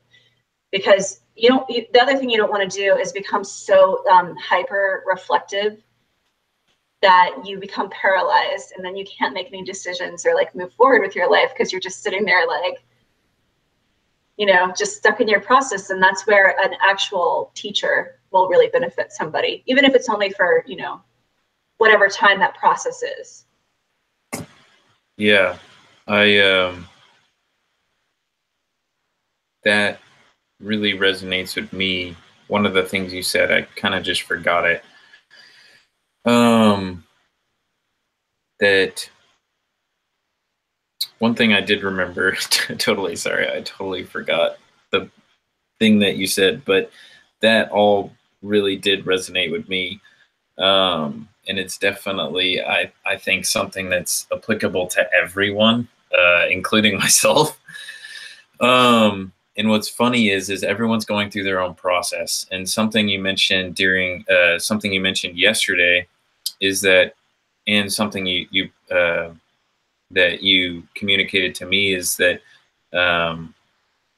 you know, all throughout your life, you know, people have come to you, and as well for me, it might be because we present ourselves in the ways of being helpers or being people who are knowledgeable or experienced or anything like that. But that people came to you for guidance even when you didn't have your shit together and actually you were going through some shit. And I wanted to know how you feel about kind of the law of attraction. And that's kind of a cliche that has a bunch of baggage, you know, but how has that attracted people to you when your life was messed up? And also, what do you think about that? Is that kind of the indicator that someone is an energy worker, or do you maybe think that it is some kind of mechanism that when we give off this energetic vibration to where we're like, oh shit, everything's messing up for me, and then other people are attracted to that who are in the same position, and then that's how things get resolved on a higher dimensional level or something like that? I just randomly had this thought while I was going down, you know, kind of writing down questions, but I feel like that particular situation is an indication. But what do you think about the kind of the law of attraction and how that applies? Because whenever you're in certain situations, you attract things to you. But yeah, like what do you think about that? Yeah, I mean, I grew up in an environment where we talked about the powers of consciousness and awareness from the time I was probably 5 years old. So when all of this stuff about law of attraction and The Secret and, you know, all those things, when that hit mainstream, for me, it was like, oh, really, guys? Like, you're just now figuring this out? Just now getting on it. Yeah, because so there's a couple caveats to the law of attraction and how consciousness affects reality. The first thing is, this is a world of co-creators. Every single consciousness that exists on this planet is doing the same thing that your consciousness is doing, which is manifesting some experience, whether it's internalized or externalized. So you're having thoughts, you know, you're having experiences, you're making decisions based on those experiences and thoughts, and then what you see out in the world is going to somehow either affirm or conflict with the experience that you're having in order for you to expand on that experience in some way. And there are people out there who, you know, they only see bad things. They only see problems. And that is a form of law of attraction as well. That's a form of manifesting reality. Because if you think that everything in the world is somehow an impediment to you getting what you want, or to you achieving your dreams, or whatever it may be, then when you go out in the world, what are you going to see? You're going to see problems everywhere you go. And so in that sense, that what your consciousness is, how clean your consciousness is, and by clean, I mean how much of that shadow work and that, you know, that processing for yourself you've done, how much unburying of yourself you've done, so that you can start to really be objective and see the world as it is, just neutral from that point of shunya, from that point of neutrality,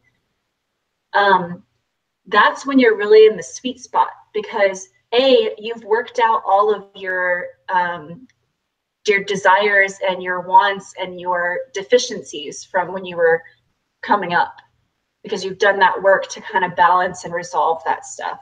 And B, the things that you want and the things that you need are going to be more in alignment with where you're going, as opposed to where you've been and this sort of drama that got you to that point. And so when you're in that state, you could say, you know, this is what I'm working on, and this is what I need, and, you know, this is where I want to go. And you put a lot of energy into it. It's not like you're just like, oh yeah, it would be cool if blah, blah, blah. No, like if you really want it, then you need to research, you know, you need to spend time every day thinking about it. There's a great technique. I really love this technique. You take a mantra or a goal or whatever, and you write it on lots of different little sticky notes and put it in places where you see it all the time. So you could say like I want to have a better self-image. So find a mantra or something that you like that gives you like a really positive feeling, and you paste that in the line of sight everywhere you go, inside your car, in your bathroom, you know, everywhere. And eventually what happens is that your brain creates a neural pathway between impulses, right? It's an electrical channel. And when you're using a law of attraction consciously, you're creating a groove between those points. And once you create enough of that energy, it's going to make a fold in the brain that your brain is going to follow. So you'll see more of that thing because you're putting your applied energy onto it. You're focusing on it. Yeah, you're putting your attention there, kind of like manifesting your intention through your attention, kind of. Yeah, attention. I mean, it's so much about attention. Yeah. And then, so, but the other piece of it is that you have to actually do the work in reality as well, because as this is a collective world that we're living in, it's not really enough to say, I want $1 million. I want $1 million right here. Yeah. You know, you have to work. You have to work for that. What does $1 million mean?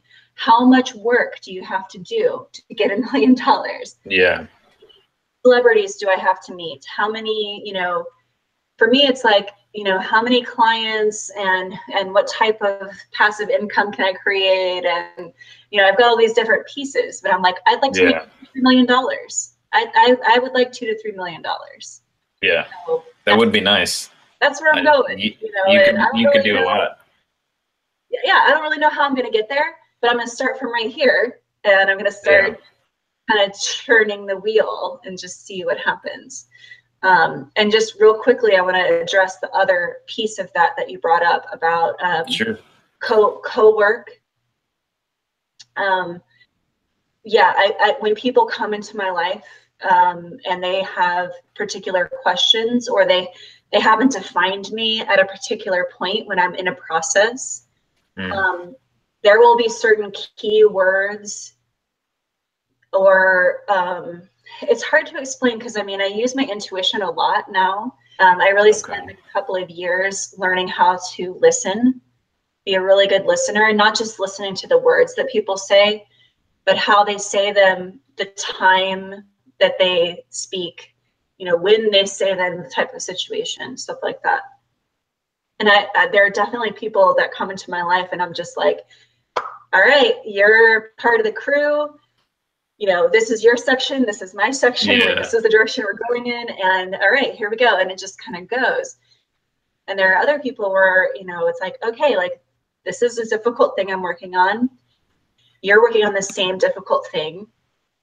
You know, here's what I've experienced, here's my wisdom about it. And then the biggest challenge for me, especially being in the position that I'm in, is to see that compassion and that listening and that being there for someone is just as important and just as much of a lesson as sharing wisdom and giving and, you know, being a healer and all that stuff. It's kind of just the feminine, the receptive listening. Exactly. Being present through someone's process is extremely powerful for both people, because we're so, and our culture even is very masculine. You know, our culture is very about being the most and being dominant and being, you know, the best of the best of the best of the best, and the richest and the fanciest, and, you know, showy and flashy. And we oftentimes forget that, you know, just being with someone, even if it's horrible, you know, even if you're in the middle of a fight with someone, like just having that person there is so powerful. It's so, it means so much to have someone.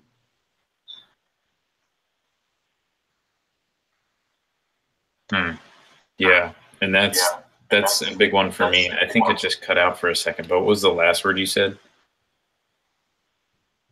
About the presentness of the process of being with someone. Yeah, being with someone who, and then you said something. Who's there or who cares? Yeah. Being with someone who's there. It's so we were talking about attention, right? Okay, yeah. Like, I just didn't hear that last word. if you have someone there to share with you, and you're sharing attention with that person. One of the main causes of suffering right now in our world, and people talk about it all the time, it's everywhere, is the disconnect that we have when we're actually with people. Yeah. And I see it every day, and it's, the culprit is always this. They always say it's it's this thing's fault. Why is it that thing's notification fault? It's really not, it's not the phone, it's not the phone's fault. But it's because we're putting up these walls of independence and isolation, and that screen becomes an excuse to our presentness. We no longer have to be present with people. We have an excuse. Yeah. And we no longer have to go to that void, because we have that instant stimulation away from that place of self. Yeah, and there's a who was it you said yesterday? They were talking about the pregnant pause, the pregnant void. Yeah, the Tobias Lars, the guy I follow on Facebook, he's amazing. Called the pregnant point, with the most potential. So that place exists within, like personally, on an interior level, and it also exists within every relationship. So in every single relationship that you have, there is an opportunity for unlimited potential of connectivity, of possibilities, but we very seldom are comfortable with that void moment with others. And so that's why we put a screen. And it's interesting that it's called a screen, because when you think about it, it's a screen, it's a veil. It's a way of you know, further isolating ourselves from the experience that we're having. Yeah. Immediately I thought of Wizard of Oz for some reason, but the guy behind the curtain. Exactly. That's exactly it. And we get to live now in this world of illusion. And we can self-create our illusions, like on social media. I can go on social media and I could be anybody. I could say whatever I want. I can even put pictures of myself that aren't really me. Or I can put augmented pictures of myself. Or I can only, you know, I could represent myself only as, you know, the most beautiful version of me, or whatever it may be. Yeah, the version that you want others to see. Yeah, and that's exactly that, you know, Oz is a perfect example of that. Because in reality, you know, we are who we are. But we fear the loss of love. We fear the loss of respect, of power, or whatever it may be. You know, we fear being truly seen, or having to truly see another. Yeah, that's really That's a really, really good point. Just 1 second. I need to let my dogs in real quick. Sorry about that. Just 1 second.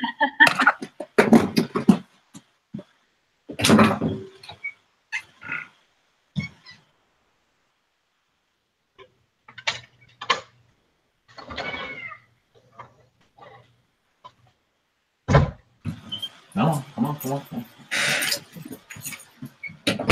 Oh, sorry about that. Yeah, totally totally left them outside, but they're okay. Yeah, my cat was having the same problem. Yeah, they were like, "Hey, where'd you go?" So that's a big one. A big one for me is that we live saturated in a world of illusion, and a part of that goes into illusion being kind of like a mirage, being that it is there, it is concrete to a certain extent, but that um, it is temporary. It's a construct. So the real illusion of it is like when you pick up your phone, and it's the illusion of having an interaction with someone else, and you have the relationship to it because relationship defines your experience of things, and how they interact with you. And so when you have a relationship to your phone, that is, this is where I get my interaction, instead of this is what I use as a tool to interact with people in this certain way only. Once it becomes your expression and your interaction primarily, which is what it is for a lot of people, then it becomes toxic to your organic communication, your organic interaction. And it becomes this weird toxic feedback loop where now your identity rests in the hands of what other people want to see out of you. And you become kind of a shell of a person. And a lot of people talk about it, people's profiles and their Facebooks aren't, the people who get bajillions of likes. Not saying it's not real. A lot of the people who have, super real Facebook posts are, some of the most amazing, expressive, intelligent people. But a lot of them are those people who are trying to portray themselves as something that maybe isn't them. But it's only the things that they want people to see. And then you create an identity for yourself, and you create this shell of the person you were, or of the person you are. And one of the things I kind of wanted to talk about is kind of how, like with the struggle of duality I was talking about, like the struggle of illusion. I go into it in one of the last videos I made. It was about kind of wrestling with the construct, wrestling with the illusion. And we talked about it a lot, in that people are so obsessed with it because they're afraid of the void, because they aren't saturated in a community that's accepting of that as well, on social media and everything like that. So what are some ways that people can start genuinely expressing themselves and genuinely getting back to that place, other than um, um, just expression, other than just, spewing out, what you want? How could we make it to where using social media isn't superficial? Where is that point? Is it more complicated than just being truly you on all the platforms? How would you go about that? Well, I think it's really vital, especially right now in our culture, because we have so much access to so much information. And that's one thing, and Yogi Bhajan talks a lot about Age of Aquarius, which is the era that we're in right now is Age of Aquarius. And it's a time when information is just everywhere. And the benefit of that is that almost anything that you think that you're interested in or that you want to do, you can find, basically you can get yourself to a novice level without ever having to find a teacher. You can research on the internet, you can order books, you can order videos, you can acquire this knowledge and get yourself to a point where, you know, you've got a little bit of an edge in whatever field you're interested in, and find someone who's, you know, mastered the subject and then you might have to actually go and find them and, you know, start a practice of some kind in that way. But I think the key, like if we were truly talking about an enlightened society, and how we can utilize technology, because technology, like you're saying, is a tool. It's not bad. The way we've been cultured to use it isn't necessarily fruitful for us individually or culturally. It's not really doing anything productive for us. Yeah, because there are lots controlled by, you know, corporations and things like that. Yeah. I mean, that's unfortunately that's going to be there probably for a while, because you know, money is really important in our culture. People want access to wealth and power and all of those things more so than they want, you know, a complete society. Yeah. But that doesn't mean that we as individuals can't pursue that grassroots, and in almost every case, any kind of evolution to speak of in that way has been grassroots. It doesn't come from the top down, it comes from the bottom up. And so how we lift people up is we say, you know, this is your piece. If this is what you're interested in, like, teach me everything you know. Teach me what's useful. And I'm going to stay over here and I'm going to work on these couple of things that I'm really interested in. Like for me, I've got like, I don't know, 10 things that I'm like, wow, these things are really cool. I know enough about these things to know how to ask the right questions, to get more information. If every single person in the world spent a little bit of time looking inside and saying, you know, what do I feel with my heart, with my body, with my soul? What do I feel is something that I want, something that I want to create in the world? Not, you know, what's cool, what's trendy, what's hip, what's this celebrity doing, what's that celebrity doing. You know, we kind of have to shut that off and say, you know, it doesn't really matter what those people are doing, except just to stay current with like what's happening. You know, you don't want to isolate yourself to the point where you're like, I don't read the news, you know, I don't care about politics. You know, I've been down that path myself and just kind of been like, yeah, politics is they're depressing. I used to be way over involved in it, so like now I just ignore it. I'm more balanced. I have a more balanced approach now. But I don't spend a lot of energy on that, because there are plenty of people who are working on that problem, and I don't care what kind of job they're doing on it, because I'm just going to focus on this one piece right here. Yeah, focusing on what that I know I'm interested in it, I'm passionate about it, and it's something I know I'm good at.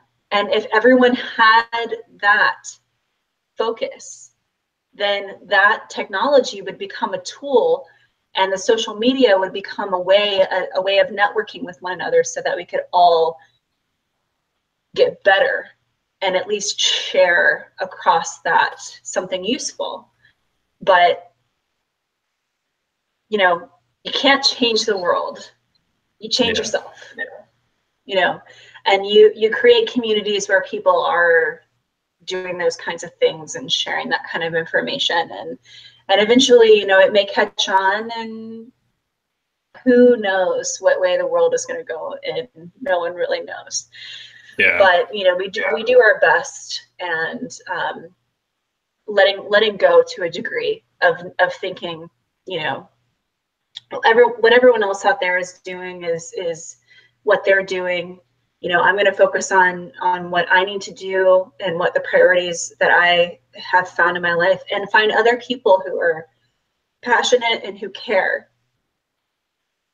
Not necessarily about the same things you do, but at least that have the same level of ambition, and the same motivation and the same interest and willingness to work on what's in here. Yeah, you almost create like a compounding attraction. Yeah. And what's cool about that is that, you know, if you find people who have complementary interests from you, you know, you can stay over here and work on your, you know, your little world of information.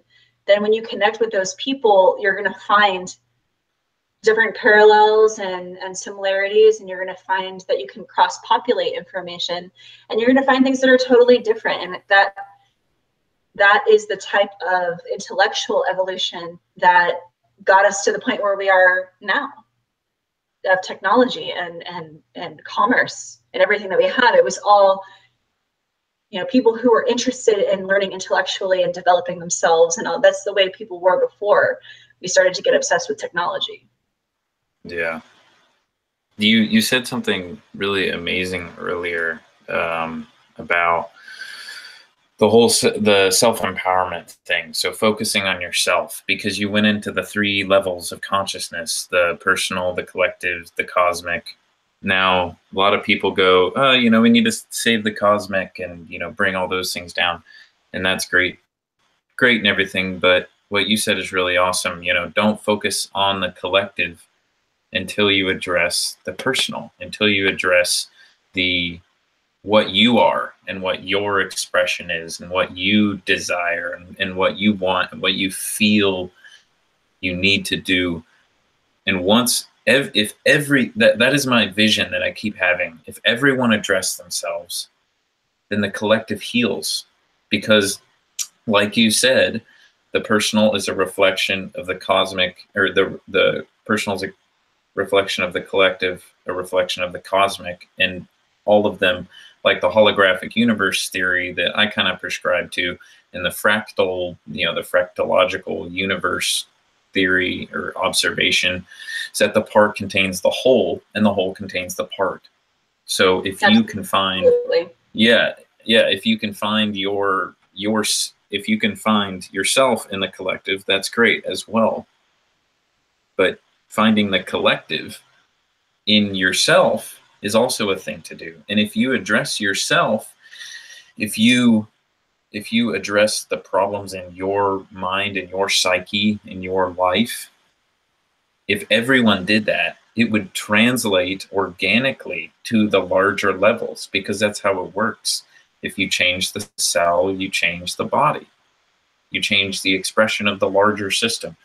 Actively, not in the sense of everyone agreeing to do it, being like, hey, everyone, let's, you know, address yourself. Yes, that could work to a certain extent, but it's individual. It has to come from the self.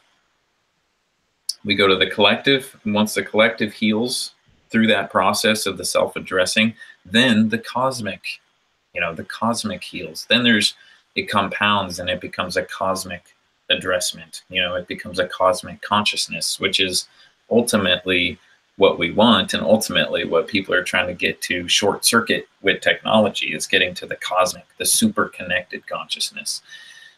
And that's, you know, that's something that really resonates with me, and community is a huge part of it, because the process I've been going through, my girlfriend Veronica has helped me out a lot through, you know, my friends, you know, Julian, even you, of course. You know, there's just, community is the most important. And Terence McKenna, another, you know, I mention him a lot because he was the first person who brought me on to expansion and novelty and like all sorts of cool things, is that he said, find the others, which is it's so simple, but it's the thing. Like whenever whenever someone goes through an experience like this, find the others. In a sense, find your tribe. You know, find your people. Yeah, we live in a world saturated in illusion and saturated in obsession with the material, the technique, the pattern, the philosophy. You know, we live in a world saturated in that. Yes, majority of the people, you know, you could say from kind of an elitist spiritual point of view, they're fucking asleep. And, that's, and it's true. A lot of people are straight up asleep. They're not, and it's not in a sense an insult. It's that literally they're asleep to their intention and to their attention, to literally the way their mind integrates with everything in the whole entire world, everything, relationships, all of it. They don't have they're not conscious. And I am speaking from experience, because I'm not like some enlightened, overlord human being. I'm saying this was me, and I'm coming out of it. I'm not to a point where I'm perfect or anything, but sleep, and to the extent that I started to, you know, act, address myself, is to the extent that I have, started waking up to things, and waking up to myself, and then waking up to the reflection of myself into the collective. And community is so important, like what we're doing now, even though it's over, Google Hangouts. That's the thing about technology, is that now more than ever, we can find the tribe, even if that tribe is in Africa and we're in North America. And now people can find the others more than ever.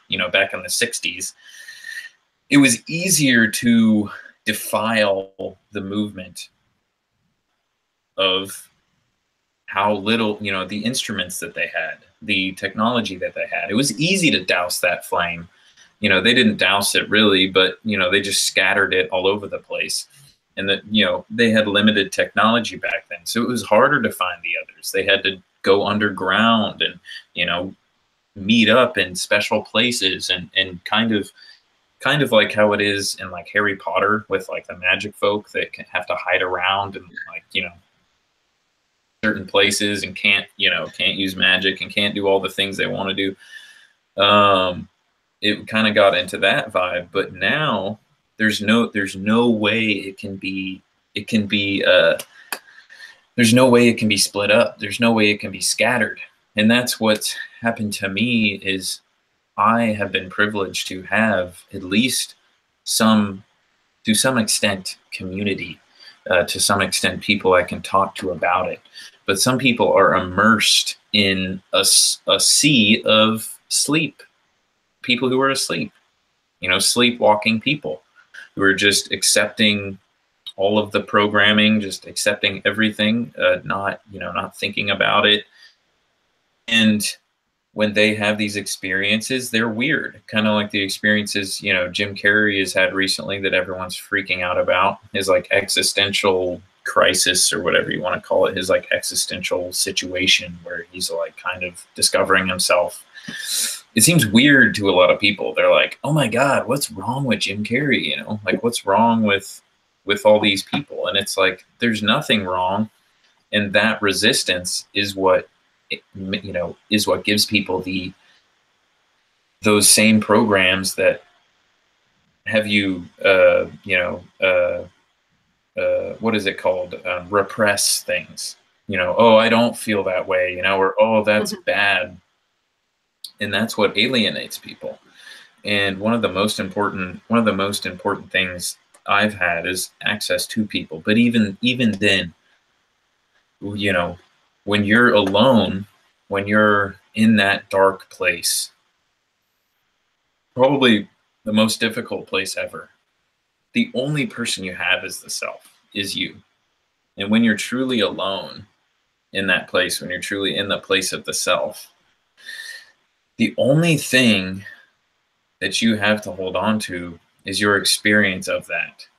And you can be helped by others, but it is such an important place to be, but it's also really fucking scary.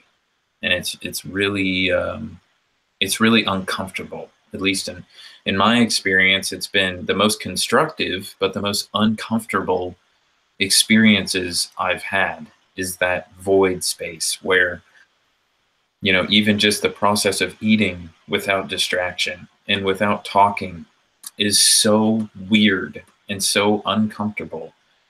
And even, I do intermittent fasting now, but I haven't eaten today.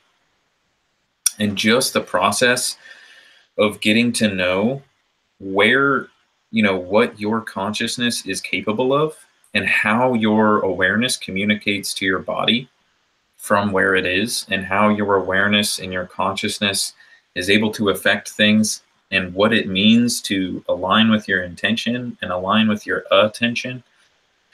And I usually say intention is like the inner tension, like on a tightrope, like the inner consciousness, the inner tension that you create. And the attention is the at tension. It's where it's at, like where you put your consciousness at or on. It's the outer tension that you create with your consciousness, and you kind of create this kind of full circle system where if your intention is out of line with your attention, and you don't know how those communicate, you don't know how they communicate with your body.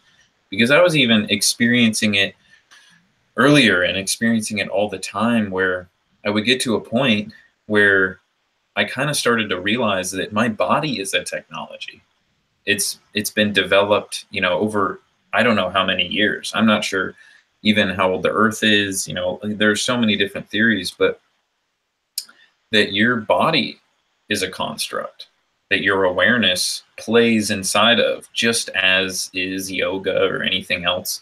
Your brain just communicates to this organ right here, this little organization system.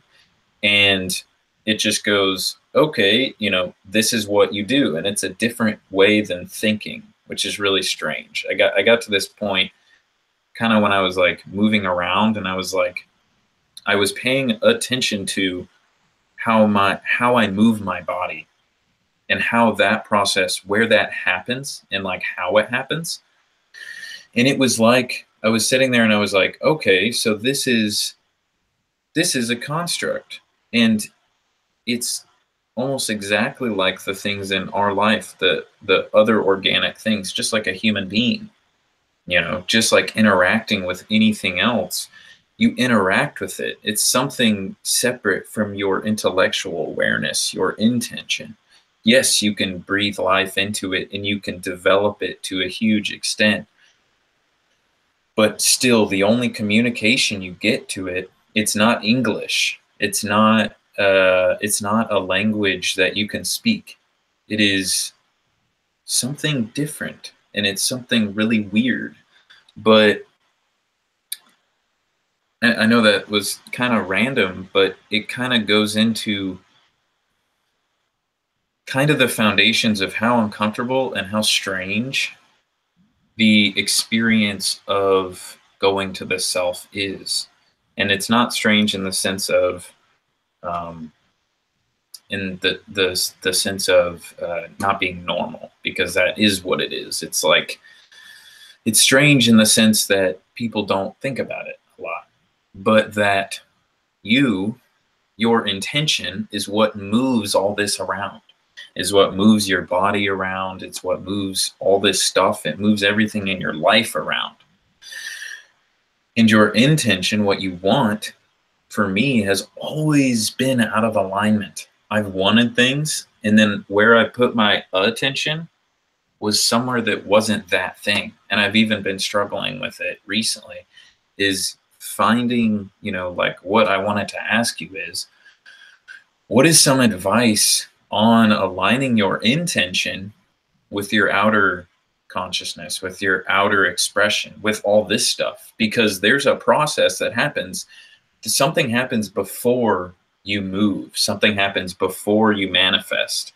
And it's that pregnant energy point where you can decide whether or not to put your intention into your attention, your outer consciousness. And you can go, I want to go to sleep right now, but I'm kind of feeling watching YouTube videos till 2 a.m. There's that point where there's this kind of stage where you come to this point, and it's like your mind comes up with something else too. It's like this resistance point. And it's like, okay, so you have this intention, but then there's this other thing. It's like the duality. It's the opposite. So it's like you could go forth with your intention, with all this stuff, or you could do the exact opposite. You could take that, and usually the exact opposite is the path that we talked about, the path of least resistance. And I wanted to know kind of if you have any advice towards how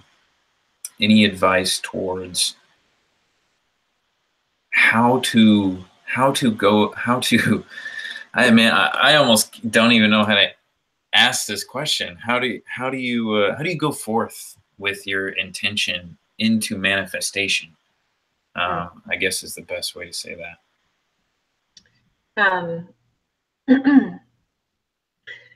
So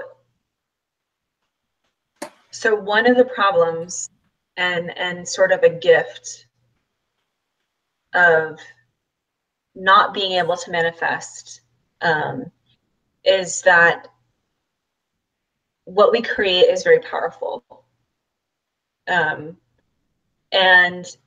if you were, say, a parent, and your child was like, I want to go out and I want to run and play, and then that kid was just able to go and run and play and ran right into the street and got hit by a car, you as the parent would be responsible because you didn't put a block to say, these are the parameters in which you can play and run. And so we actually do that for ourselves as well. And that's where that inner teacher comes in, the inner guru comes in and says, yeah, you have an intention, and that's great that you want that thing, but you haven't galvanized yourself through discipline to be able to create and achieve that goal without creating karma. Because we always have to keep in mind the fact that we are not outside of the cause and effect chain. There's always, if you have an action, there will be consequences for that action. And so a responsible person will, before they act, will consider the potential ramifications of that action. And so if you're having trouble with manifestation, sometimes it's a good thing. Sometimes it's because your intention is not quite in alignment. Yeah, or isn't strong enough.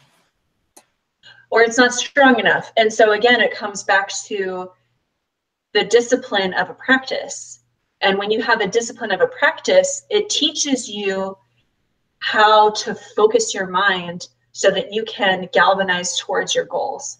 So for me, it always comes back to meditation. It always comes back to how you're applying your attention. Because like the technique that I taught you last night, where you're sitting, you sit a particular way, you have a particular mudra, and then you take your eyes and you focus at that brow point where you're slightly crossing the eyes. And you basically tell yourself, okay, like set a timer. You're going to sit here and you're going to deal with this problem for 10 minutes. No matter what happens, you're not going to get up out of the seat for 10 minutes. You're going to sit here and you're going to deal with your problems with sitting here. And because that's what's going to happen. Yeah. You're going to say, I'm uncomfortable. I don't want to do this. This is boring. I want to get up and watch YouTube videos. I'm hungry. Whatever it is, like your mind is going to come up with 1,000 million things to distract you from maintaining that focused energy. But it is through the practice of that focus that you will be able to get your intention and your attention in alignment. Because when you say to yourself, I'm going to do 50 push-ups a day. I'm going to do 50 push-ups a day, days a week. I'll give myself 2 days off because that's reasonable. But I'm going to do that for 3 months. And the more you reinforce that through your action, the decision, the intention, reinforced through the action, the more you're going to create that pattern of, hey, I said I was going to do a thing. I'm doing the thing. And it's creating the thing that I want it to create in my life. And you can do it with almost anything. When you have the intention to say, I'm not gonna eat any sugar today. I'm not gonna eat any sugar for, like, I did Whole30, Whole30? Yeah. So I did Whole30, I did it for 40 days.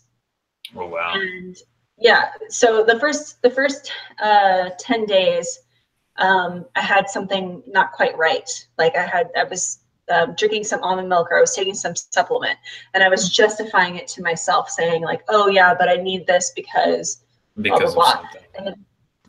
Yeah, because of some reason. And then I was like, okay, well, I'm not really doing the system. So when I started actually following the system to the letter, that was at the beginning of the 30 days. So I say 40 days, but the first 10 days, it was like I was not quite all in, right? Yeah. I mean, we do this to ourselves. We have negotiations. Yeah. That's part of that whole process of what we're talking about. Like, what's the impediment to, why can't I have a thought and then have it happen? Yeah. Because there's that resistance. Well, and you say resistance as if it's a bad thing. And yeah, resistance can be a bad thing, but sometimes resistance exists so that you can have that lesson. Yeah. Whatever. And to also make you strong, just like resistance training for your body does. It's like those resistances, whenever you did Whole30, I'm sure you ran into them. It is that resistance. It's like you had this stuff and now you're going against that. Your body and everything is going to be like, whoa, what are you doing? Why are you going against it? It creates all these like amazing initiatory challenges, which is why it's really awesome. You just said, you're saying it like it's negative, because I kind of was. I was saying it like because of that resistance, and it was like this kind of negative, this negative expression. And actually, that's really awesome that you said that. They're more like challenges. Exactly. And it's like almost like a fail safe to make sure your intention is real good, real strong. You got it. What was that? And so that's like, so I love this thing. Like, I've met quite a few spiritual teachers, in my journeying of yoga and all this stuff. And one thing that I've always noticed with spiritual masters, like when someone is supposedly a master, they are so quiet and still. They're extremely quiet and they're extremely still. And they may give a lecture or teach, like there's some, you'll go to a seminar and they're like teaching meditation, or they'll give you a lecture or whatever it is. But when you actually encounter that person, there is a profound, palatable stillness around that person. And it's because they have done all this work to clear away their desires, and it's interesting because one of the things I really love about Kundalini Yoga, it's the first practice that I've ever researched, studied, or found that doesn't say you have to kill your ego in order to achieve something.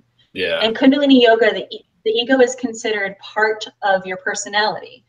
The personality is what is required in order for you to integrate collectively. Yeah. It's the collective ego. Yeah, it's how you are experienced as a person. And when you lose that ego out of some spiritual ego of thinking you're going to achieve some whatever, then you lose your ability to connect with people. But when you're in the presence of a spiritual master, they don't have any designs on you or anyone. Yeah. They're not trying to be that. Yeah, and so that is an instance, that's a great example of a type of person who has married their intention and their attention, because their only intention is to promote and proliferate that feeling of being whole, being happy, being aligned, being at peace. And they do it with their very presence. And so they really don't need anything else. Yeah, they don't need to put on a front. Yeah, and they don't need to have the desires and the things that we're, because a lot of what you're talking about and the sort of thing with the law of attraction is like, I want a thing, and so I want to get the thing that I want. Yeah. Well, what we fail to acknowledge in our culture, because it's really unpopular to say this in our culture, is that sometimes the thing that you want is actually bad for you, or it's wrong, Yeah. or it's, you know, it's going to take something away from somebody else. Yeah. Like, it's not always, the things that we're after are not always healthy and productive for us.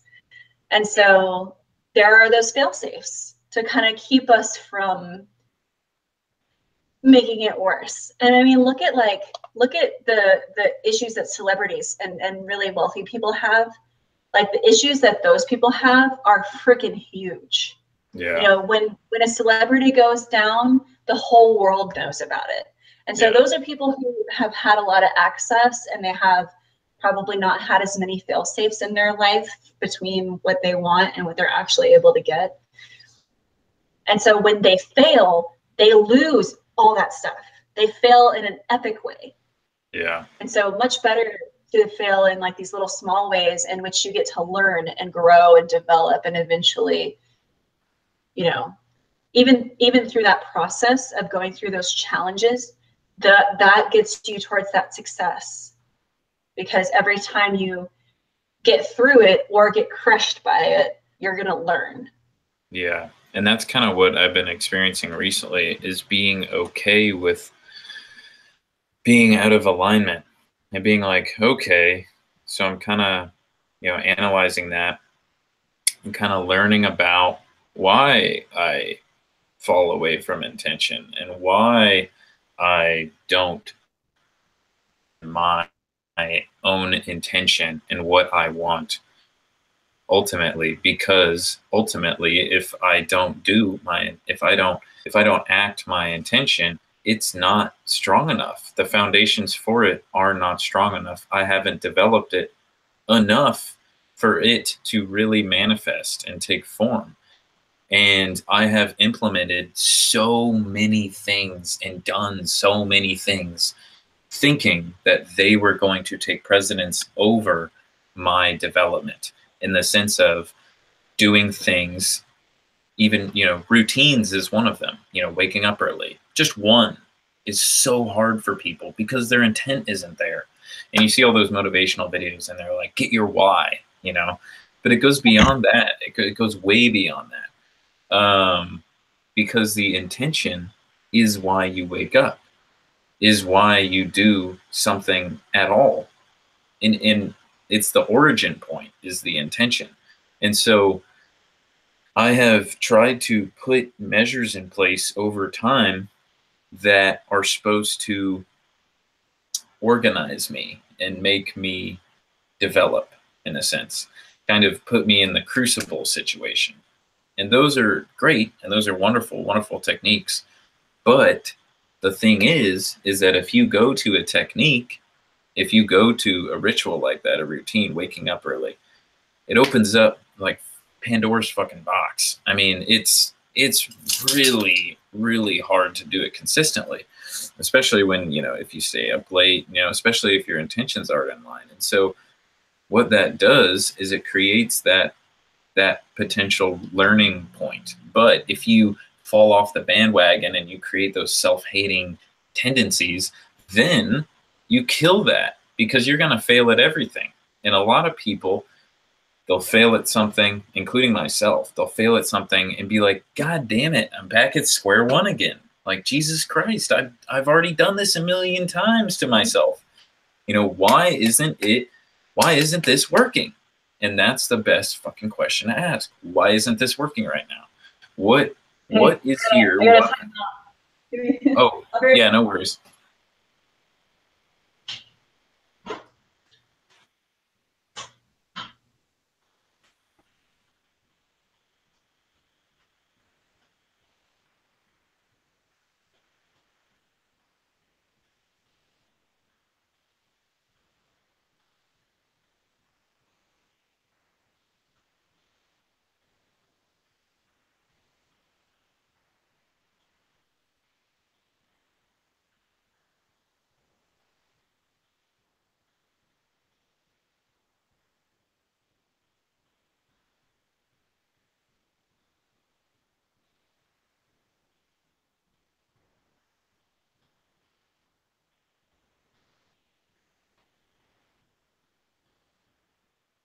So I think Kate will be back shortly, but if anyone wants to comment or anything like that, send a comment out.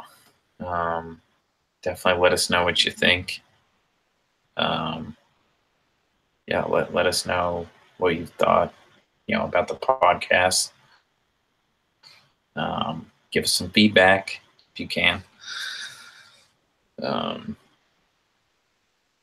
Yeah, but I kind of like this. Creates an awkward kind of situation. It's not perfect. I feel like a lot of podcasts are really perfect.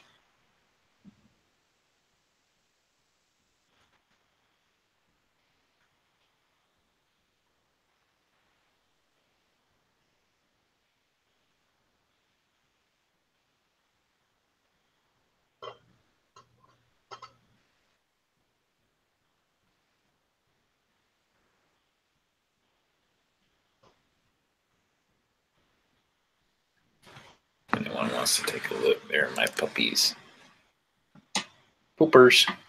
Two little poopers laying down. Oh, goodness.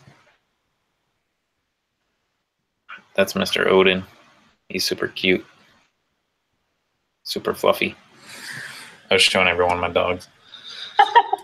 Well, I think we should wrap in a minute because my endurance is starting to wane. But slowly fading. I have one last question. Yeah. Okay, so in light of the new age coming, and we're gonna do another podcast, just letting you know eventually. Good. If you're down for that. Yeah, because next time, next consultation, whenever that'll be, not sure when, but we'll get in, we'll do some crystal stuff and Reiki and all that.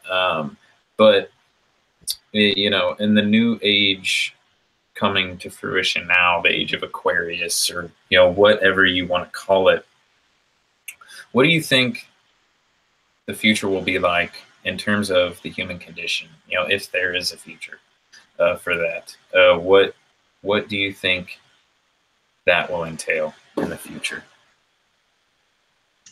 I don't know. I would hesitate to say.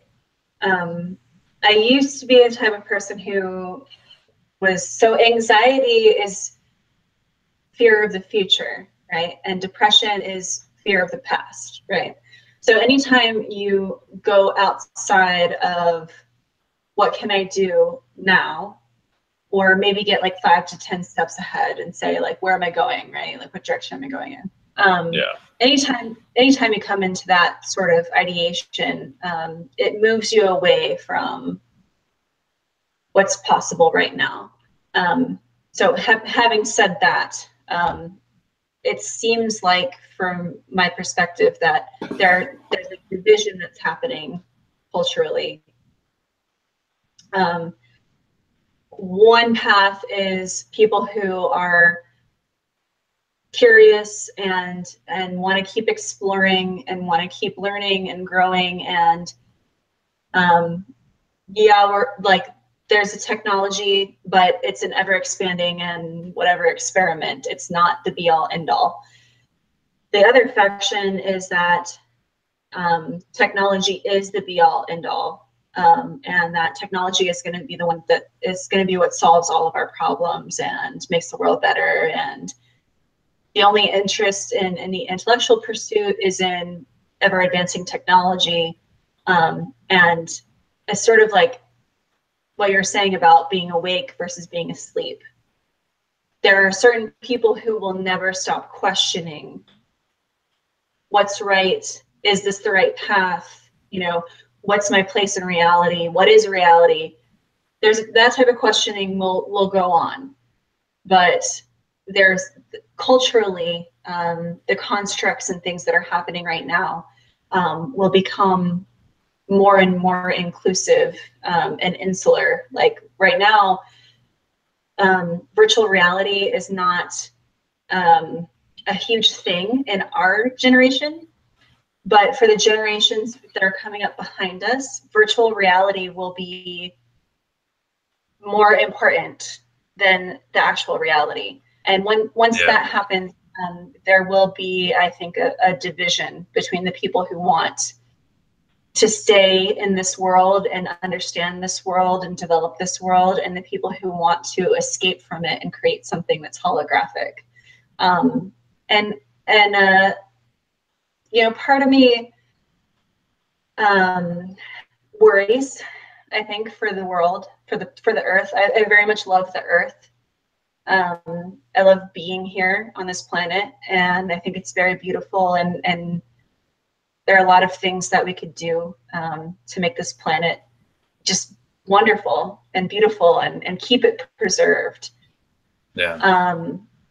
But that virtual technological, that evolutionary side of the human culture, I don't think prioritizes the health of the earth and our long-term longevity as a species on this planet. So eventually we'll probably end up going into space, going into other planets, terraforming, all that stuff, but it'll be from this high technology and this virtual sort of reality thing that's being created right now. And there's all kinds of, you know, kind of what we were talking about yesterday.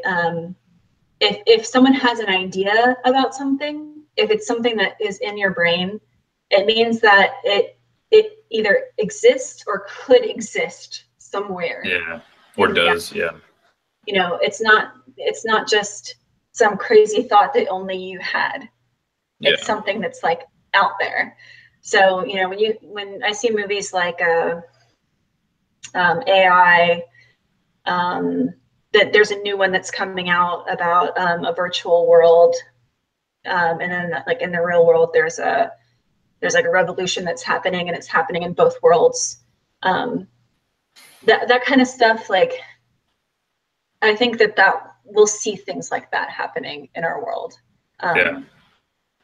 Which is all, you know, like you can look at it whatever way you want to look at it. Like, to me, it's just an ever unfolding adventure. Yeah. Some parts of it will be really cool. Some parts of it will be really ugly. But you could say that about our world now. So yeah, it's kind of irrelevant. Yeah. And that's funny. You've kind of like deconstructed some questions I had. And the process of also letting go of those questions has been kind of cool today, because I imagined, and there was always this kind of pullback during it, that there was like, I was trying to maintain a rigidity to the questions. But anyway, it's kind of nice. You kind of took things in different directions, and what you said is definitely how I feel as well, is that there's going to be a seemingly a separation, just as the duality separation. So the organic singularity and the organic singularity and the technological singularity, they're like the new age duality, in a sense. You know, before maybe it was the industrial and the earth, or, you know, whatever you could say. I think it probably was originated in whenever technology was, I don't know when it originated, but definitely that splitting point that, you know, comes back around and creates that feedback loop where, you know, all sorts of amazing things happen. And I feel like we're kind of I'm moving in the direction of kind of going through the organic singularity and seeing what that has to offer, but also like incorporating cool things with technology. So a lot of people isolate themselves, like what you were talking about on the mountaintop. You know, some people are pure organic singularity, and they're like, just nature, you know, just all these things. And it's like, well, didn't nature make us, and didn't we make technology? So isn't that natural? Like, isn't there an aspect of that that's natural? And, you know, it kind of goes into like technology and biohacks and all that stuff. But I feel like the new age is the kind of like what you were talking about, is that the techno world, the technological world, and that world goes into technique, practice, ritual, all of those things. A true mergence of technique, technology, those things, the construct, and the primal, the primordial, the soul, aspect and the emergence of those things, whether it be through AI or maybe something else. It could be anything, but maybe emergence of the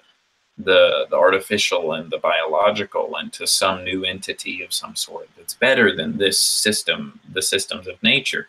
Who knows? But that is definitely something as well that's like could be a whole nother podcast, so we're probably not going to get into it. But yeah, I mean, the future in my opinion looks, you know, pretty bright. I always kind of think about people who are like, I remember back to the good old days of the 60s, you know, like whenever, you know, we were at Woodstock, and, you know, I think about that attitude and being like, motherfucker, the shit's happening now too. Like, it didn't stop at that point. Like, it didn't just die out. It's still around. That soul, that thing is still there. And a lot of people assign themselves their identity to it. And so they get caught up in the past. And like you were talking about, that's where depression comes from, is fear of the past and, you know, fear of loss and all those things. But the future looks crazy and pretty awesome. And another podcast is definitely in the future eventually, but I guess we're going to wrap it up. It has been such a pleasure doing this podcast with you. And everything was unexpected, to be honest, everything you said. So, and all of it was like, it's a great honor and pleasure to have gotten to get some knowledge and, you know, have this interaction. And I thank you for coming on the podcast, first of all. but yeah, it's been awesome. Yeah, and one thing before we go, I wanted to again plug your stuff. Again, Kate's website is at instantpracticalembodiment.com. Her Instagram is at Crystalis Consulting, and that's CRYSTALIS.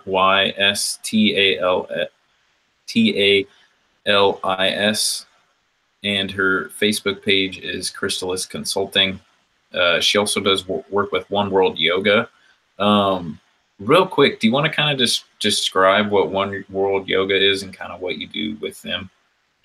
Yeah, I actually got connected with Laura, who is the founder of One World Yoga, through my mentor, who is Siri Bahadur Khalsa, and his website is siribahadurkhalsa.com. And I got linked up with them because I was able to go on a yoga retreat in Tulum, Mexico. And it was a phenomenal experience. And what Laura does is she organizes yoga retreats all over the world. And it's almost always going to be in a sort of magical place like Iceland, Bali, Tulum, Galapagos Islands. Wow. Israel, yeah. And so it's very, and then she gets to work with, you know, she knows and gets to work with all these amazing yoga teachers, my instructor and mentor included. And, you know, for anyone who's in Austin, or anyone who is interested in Kundalini yoga, nationally or internationally, I highly recommend going to my mentor's class, because his energy is just phenomenal, and his personality is fantastic. He's very real. He's a very real person. He's not like a, you know, he has like no ego about it, but is very like still very human. And to me, you know, if you have a path and you're a teacher and you're trying to do all these things and you're trying to present yourself as an authority and all this stuff, it's very easy to get caught up in your own sort of script about yourself. But the challenge is to like still just be that person that you are. And that's a real gift when someone can still be themselves and not just be caught up in their own ideation of that.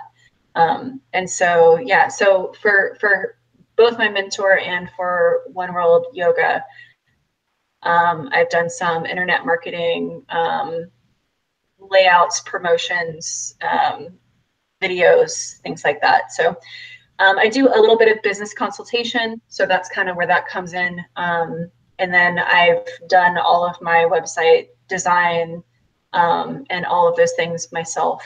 Oh, wow. So that's, yeah, that's some stuff. And I also did some stuff for Unos, which is where we met. Yeah. Just in terms of like marketing and outreach. And I'm very interested in like, working with companies doing wellness or holistic business practices. And it's something that I'm exploring now with my current company. So we'll see if that takes off and does anything. I'll definitely keep you updated on that. Yeah, and I wish you the best, and I don't really need to wish you good luck. I don't honestly think you need it, but I'll say it anyway.